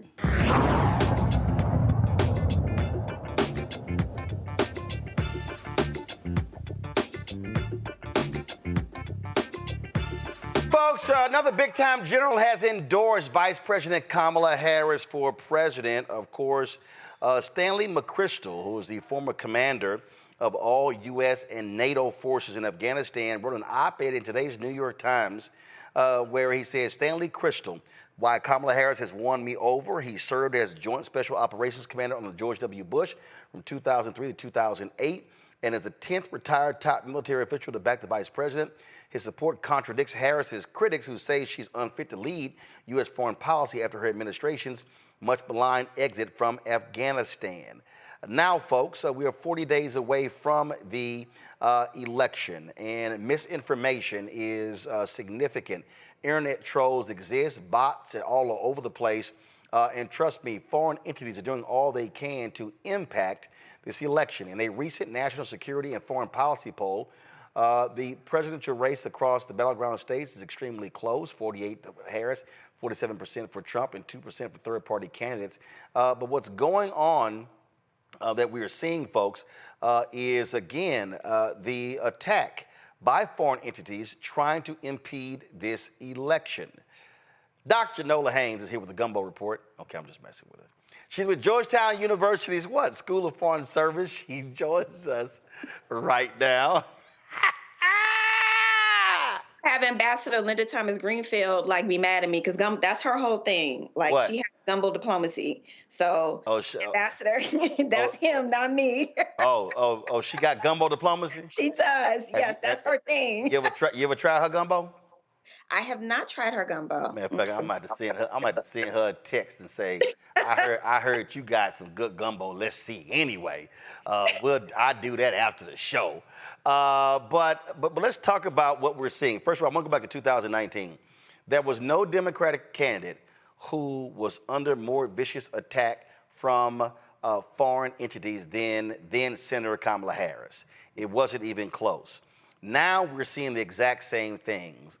Give us a sense of what is being seen and what intelligence officials are talking about when it comes to these foreign adversaries who would love nothing more to see Donald Trump back in the White House. Well, let's take it even back. We're going to back it up all the way to 2015. So this is when we really started to see how bot farms were really kind of being intrusive in social media spaces, especially where Black people were. So you had a lot of anti-Hillary Clinton messaging. You had a lot of anti-Black Lives Matter messaging. So this really kind of came on the scene as a tour de force in 2015 to help get Donald Trump elected in 2016. And so things ramped up yet again for midterms, and then rolling to your point again for the 2020 elections. And what we're seeing right now is having a history of seeing what this looks like, because we were caught off in 2015. I'm not going to sit here and lie to nobody. So we were caught off in 2015. So what the State Department has done, Treasury, Justice, they all recognize the signs. We know what to do now. We know where to look, and we know what we're looking for. So you have a combination of justice bringing charges against certain entities. You have state and treasury sanctioning certain entities. So you have interagency cooperation, letting these countries know, insert Russia, that we are not playing around with. We're not playing around with our democracy. We are not playing around with our elections, nor will you catch us off guard again. And look, in 2016, frankly, President Barack Obama was too cautious. Republicans did not want him to go public with information. They held it to after the election. I think that was a mistake. And we saw how much more aggressive things were in 2020. And of course, Trump and his folks were trying all their best to keep it out of the public sphere. And I think in 2024, it's a totally different reaction. Mm-hmm. Absolutely. And I am happy that it's more of an aggressive stance. It's calling it out right when it's happening, because these are not normal times. Political norms have been reshaped. And I think that one of the things that the Harris folks get is that you have to take it to them, right? You can't be timid, because the GOP is not timid. The Trump campaign people are not timid at all. And actually, I think that they are banking on what they've seen in the past, that Democrats are so concerned with norms, rule of law, with, perception and character and all of these things. Not to say that those things are abandoned from the party, but the fight is different. Taking the fight to the person who is the aggressor has changed a lot, and I'm happy for it. And it also tells me that Vice President Harris, as we saw in the debate, as we were all live in the studio, she is not going to back down from these so-called strong men. So Putin can go around and play with his troll farms all he wants to all day long, but he's not going to win.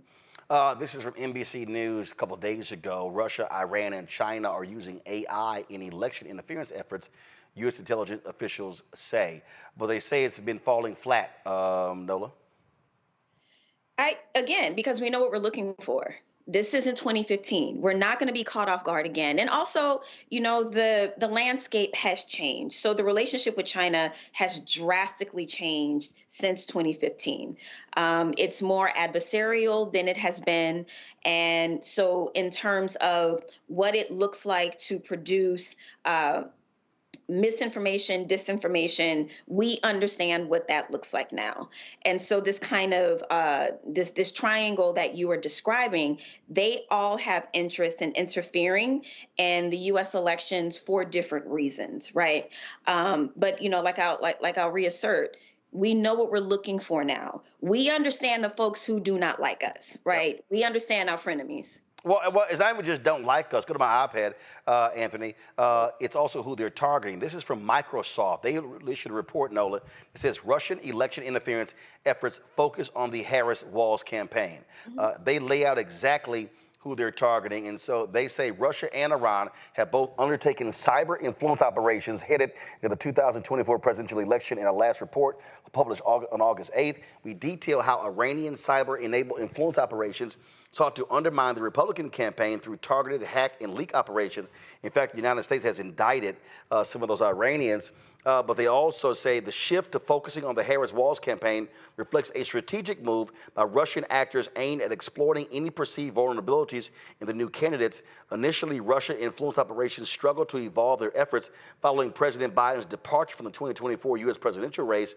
However, in late August and September, we observed two Russian actors MTAC tracks closely, using videos designed to discredit Harris and stoke controversy around her campaign.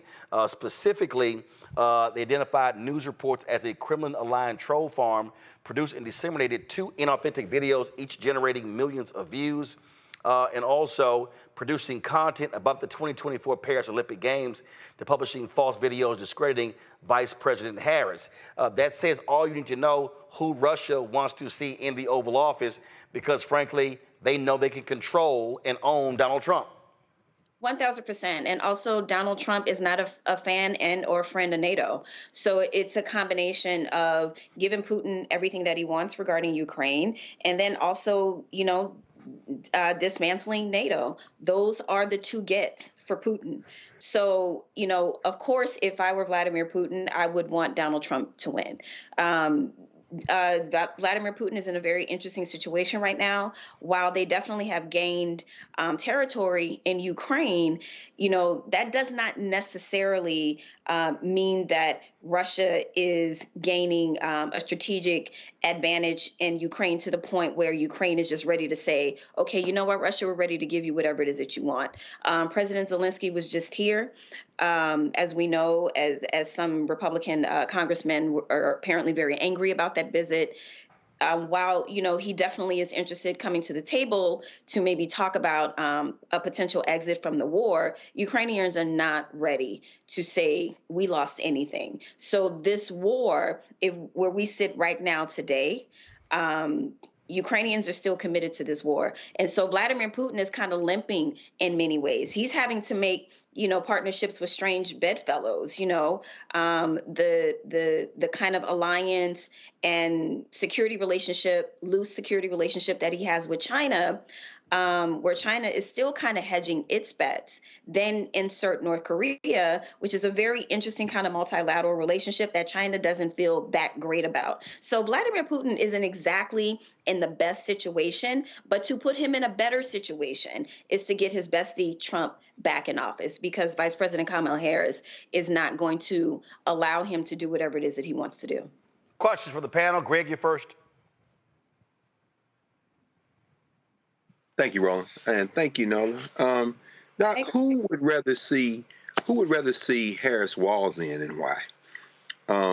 Particularly those countries that might be more interested in establishing a domestic relationship, or even perhaps in the case of China, being able to work better with the Harris-Walz administration in terms of some form of bilateral cooperation. Not that it wouldn't impede China, but it might also aid China. Do you see any foreign actors that might prefer Harris-Walz to Trump, and why? You mean who are more adversarial, or who are already our partners and allies? No, I'm talking about in terms of election interference. I'm talking about adversaries.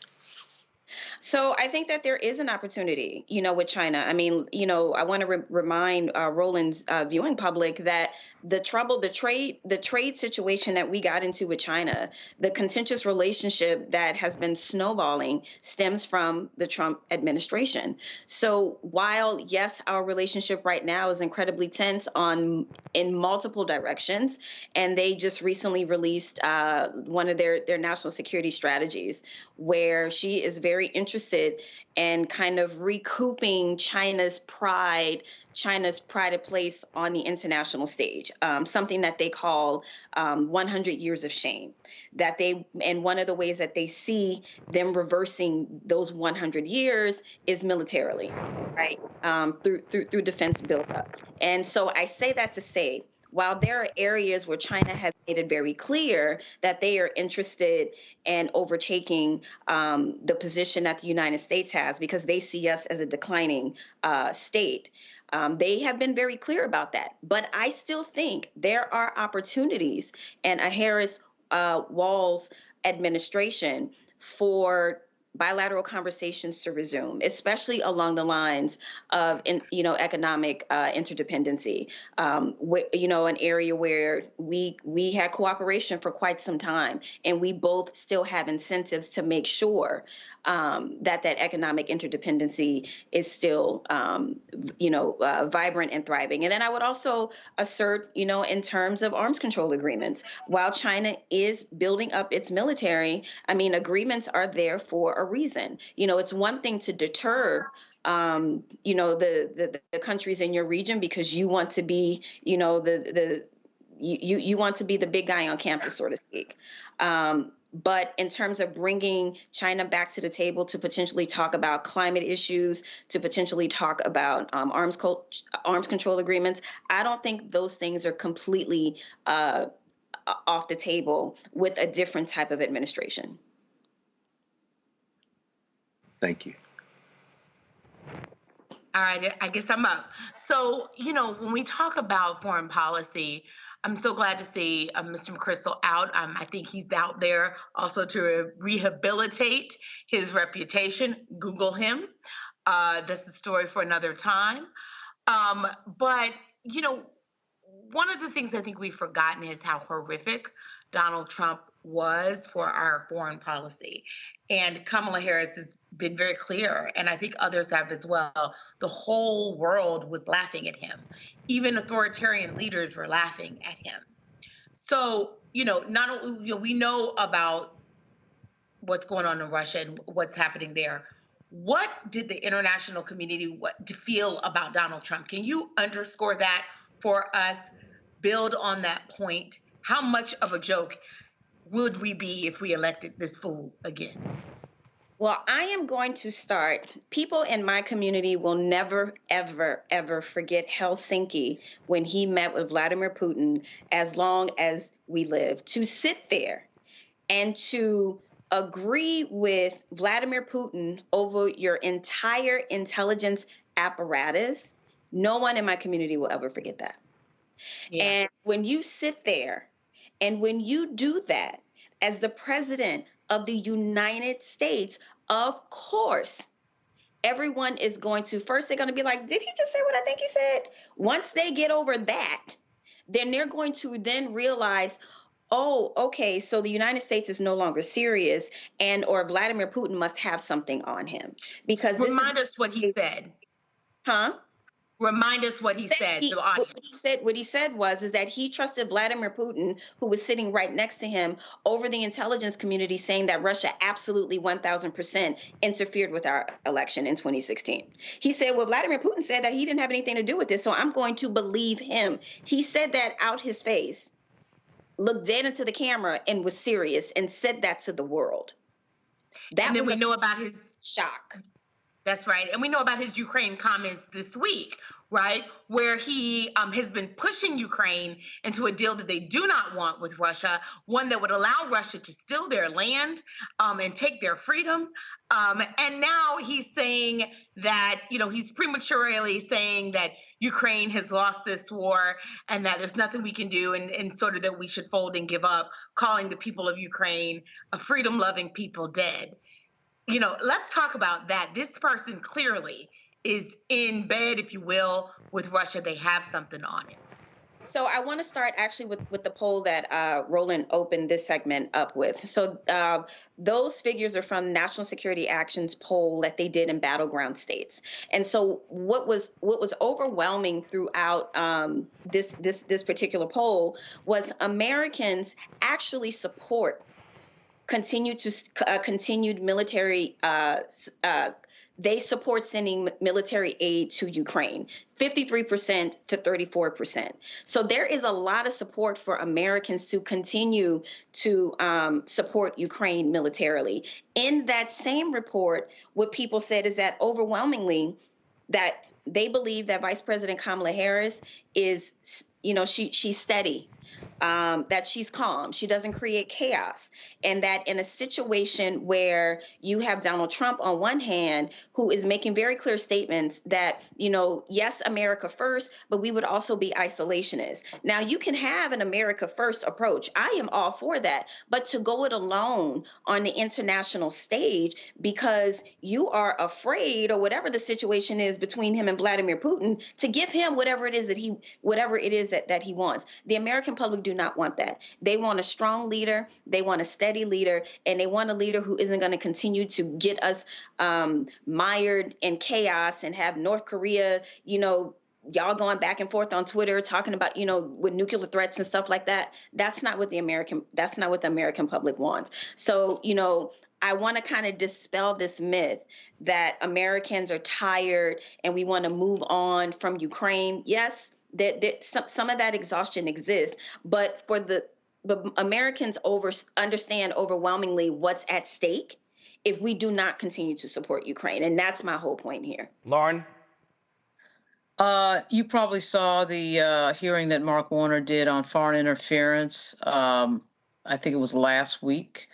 Is there any platform? They talked to a bunch of tech leaders, social media platforms. Of course, X didn't show up because Elon didn't want to show up. But is there any platform where the foreign interference is handled the best, that comes to your mind? Or is there nobody that handles it well? Well, I think, going back to the interagencies kind of really stepping up quickly, with you had the 1-2 punch from state and Treasury, and then you had Justice follow it up. I mean, that sends a very clear statement, in my personal opinion. Now, what does that mean? What does that mean in a larger context? I mean, the Russian entities that were named, shamed, and blamed, does that mean that we can go outside of our jurisdiction and go and arrest them? No, but that does mean that, certain entities can't do business with them. That means that they are limited to do certain business around the world. So there are levers that we can pull on outside of just, the FBI being able to have the jurisdiction to go to Russia to arrest them. So I think that kind of interagency response sends a very strong message around the world that we are not playing with these people. All right. Dr. Nola Hayes, we appreciate it. Thank you so very much. Night, y'all. All right, folks, going to a quick break. We come back. President Biden issued an executive order dealing with the issue of guns. We'll hear from him, the mayor of Birmingham, and Vice President Kamala Harris. That's next. Roland Martin Unfiltered on the Black Star Network.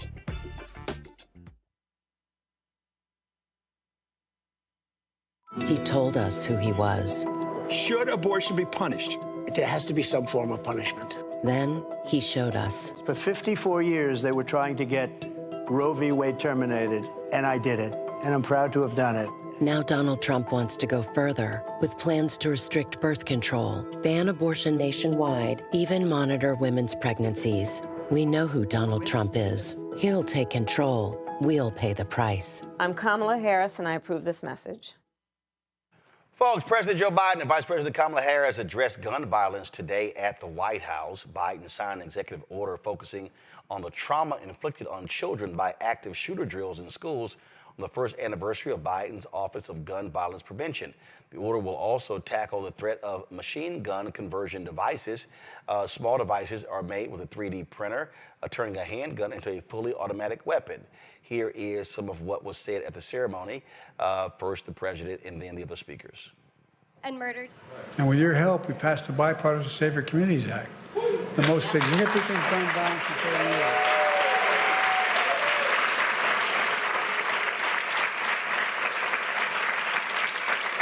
And so many things because we had a first-rate prosecutor who had an incredible experience dealing with this. Among many things is strengthened background checks for anyone under the age of 21 seeking to purchase a firearm. Since we implemented the background check system last year, we've kept almost 1,000 guns out of the hands of people under the age of 21. But folks, the law also invests over $1 billion, the largest one-time ever investment ever in seeking to deal with mental health issues in our schools.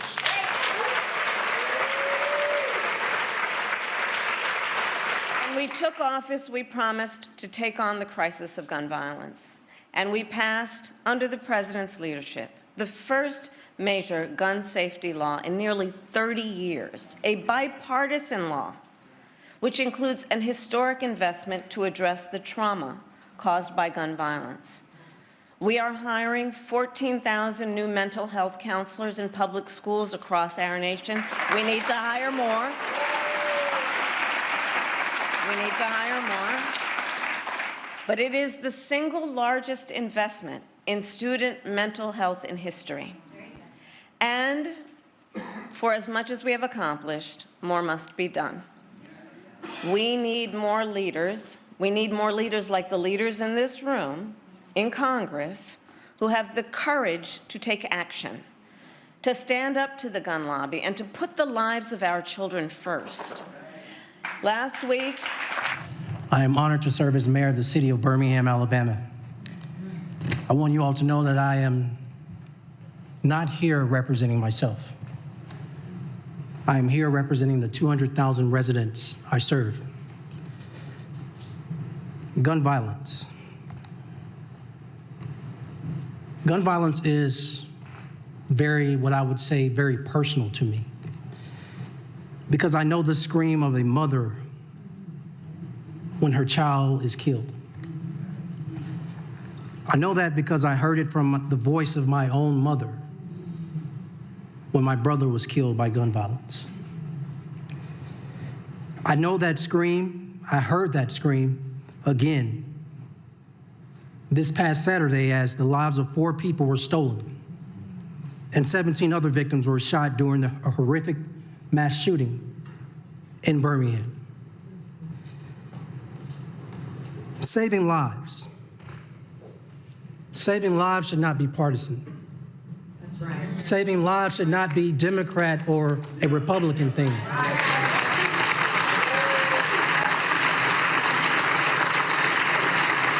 Saving lives, everyone. Saving lives shouldn't even be political. Saving lives is the most American thing we can do together. Now, folks, yesterday we talked about the stupidity by Republicans on Capitol Hill with this government weaponizing committee. And you could always expect Congresswoman Jasmine Crockett to keep it real. Roll the Crockett Chronicles.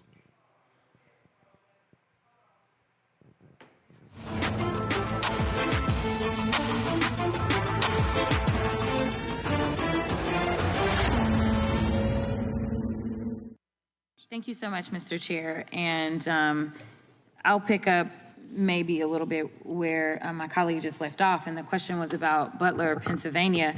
I'm curious to know if any of you are aware as to whether or not the FBI is involved at all in determining what's going on in Springfield, Ohio, because as far as I'm concerned, there is domestic terrorism afoot, and it is at the word of the Republican nominee and his running mate.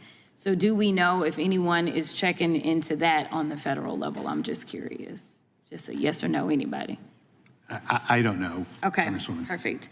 Either way, I want to move on, and I want to talk about Mr. Kirshner. I'm just curious, if you were to define what weaponization of the federal government looks like, just in a quick, short definition, what would it be? using the Department of Justice to reward your friends and your criminal associates by delivering pardons after they'd been convicted by juries or before their case was even concluded or before their case was even charged, and conversely using the Department of Justice to punish your perceived enemies, order investigations and prosecutions, even if they're not warranted by evidence. I'm sorry, that was not brief. That's okay. It was accurate. Because that's how I see weaponization as well, and it's something that we saw a lot out of Trump specifically, because all of his friends were going to prison, and he's probably got more friends that are headed to prison soon, and if we are lucky, he will find him a cellmate soon as well. But nevertheless, as we talk about weaponization, because this whole committee feels as if it's projection, I want to go to something that's pretty interesting, but I'm gonna start with Mr. Allen.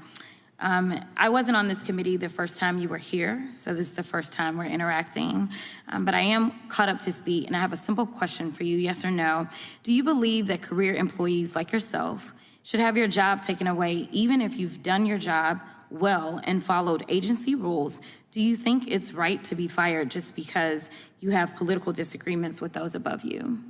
No, it's not right to persecute anyone for their political or religious beliefs, especially in an organization where there's supposed to be the free flow of ideas. Okay, I appreciate your answer and your honesty, and I absolutely agree with you. It is interesting, though, because that's exactly what Trump and my Republican colleagues would do if they won the election.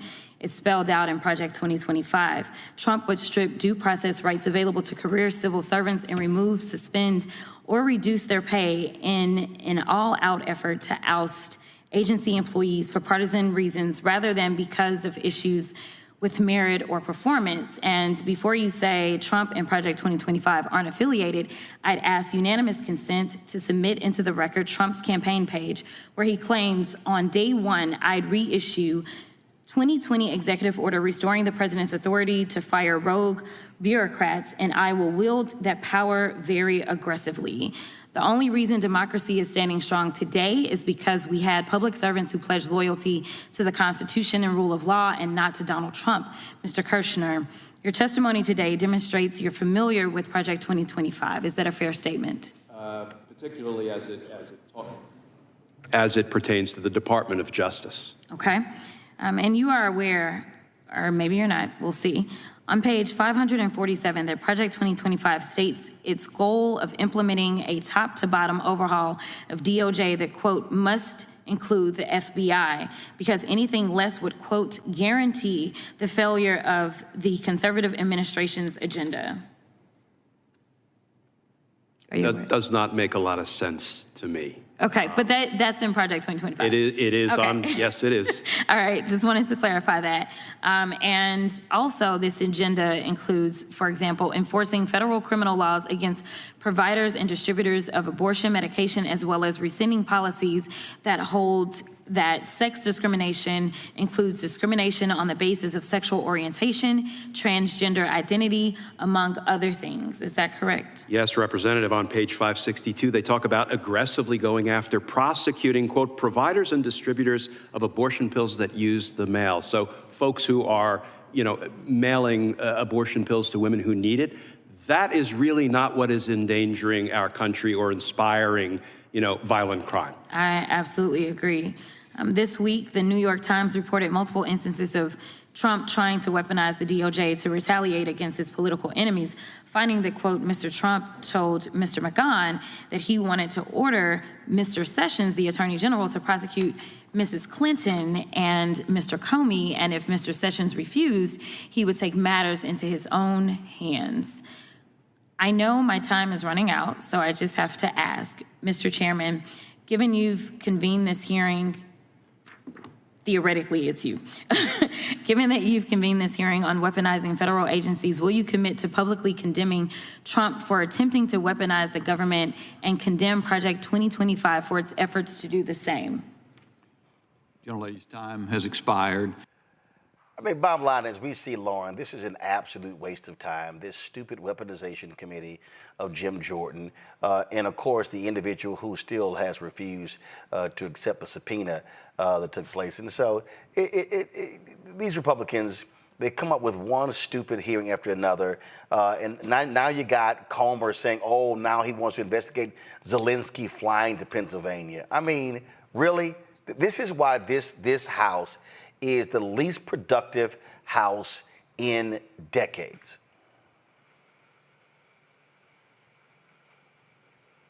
Well, they don't. I mean, the Republican Party is a party of spectacle. They don't do anything. They're not a party of policy. The Clay Higgins, the way this ended this week with Clay Higgins was completely on brand. They don't do anything. I mean, that passed the CR because they don't do policy. They don't know how to do policy. They don't know how to govern. There's nothing surprising here. This has been going on for years. The Zelensky thing to me was a little bit weird, though. At any time we have another, I don't know, $10 billion going out of the Treasury, I think we should know what's going on with that. But at any rate, I mean, the Republican Party in Congress is not a governing party. It's just not. They're listening to Donald Trump and then sometimes not listening to Donald Trump, but they're directionless. So it's going to be interesting to see who controls the House after, January when they come back in after the election. And I'll tell you, I can't imagine that voters are going into the voting booth in a presidential election year and not thinking about the fact that Congress is really unable to govern at this point. Greg?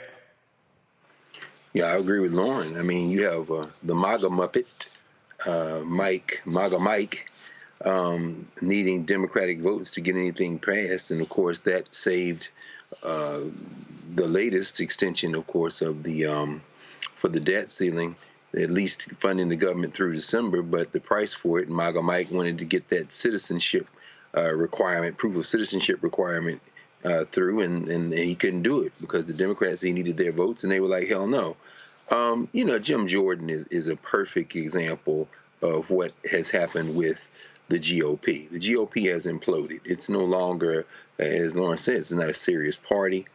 And a man who, in the words of one of the half-dozen wrestlers who were at Ohio State when he failed to intervene on their behalf, who wants a guy in leadership in the federal legislature who won't stand up for his guys?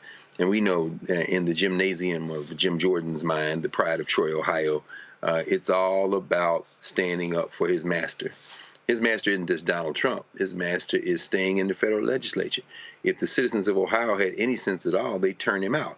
But if sense were a requirement for voting, there might only be about maybe a couple thousand voters in the United States of America. We've gone way past spectacle at this point.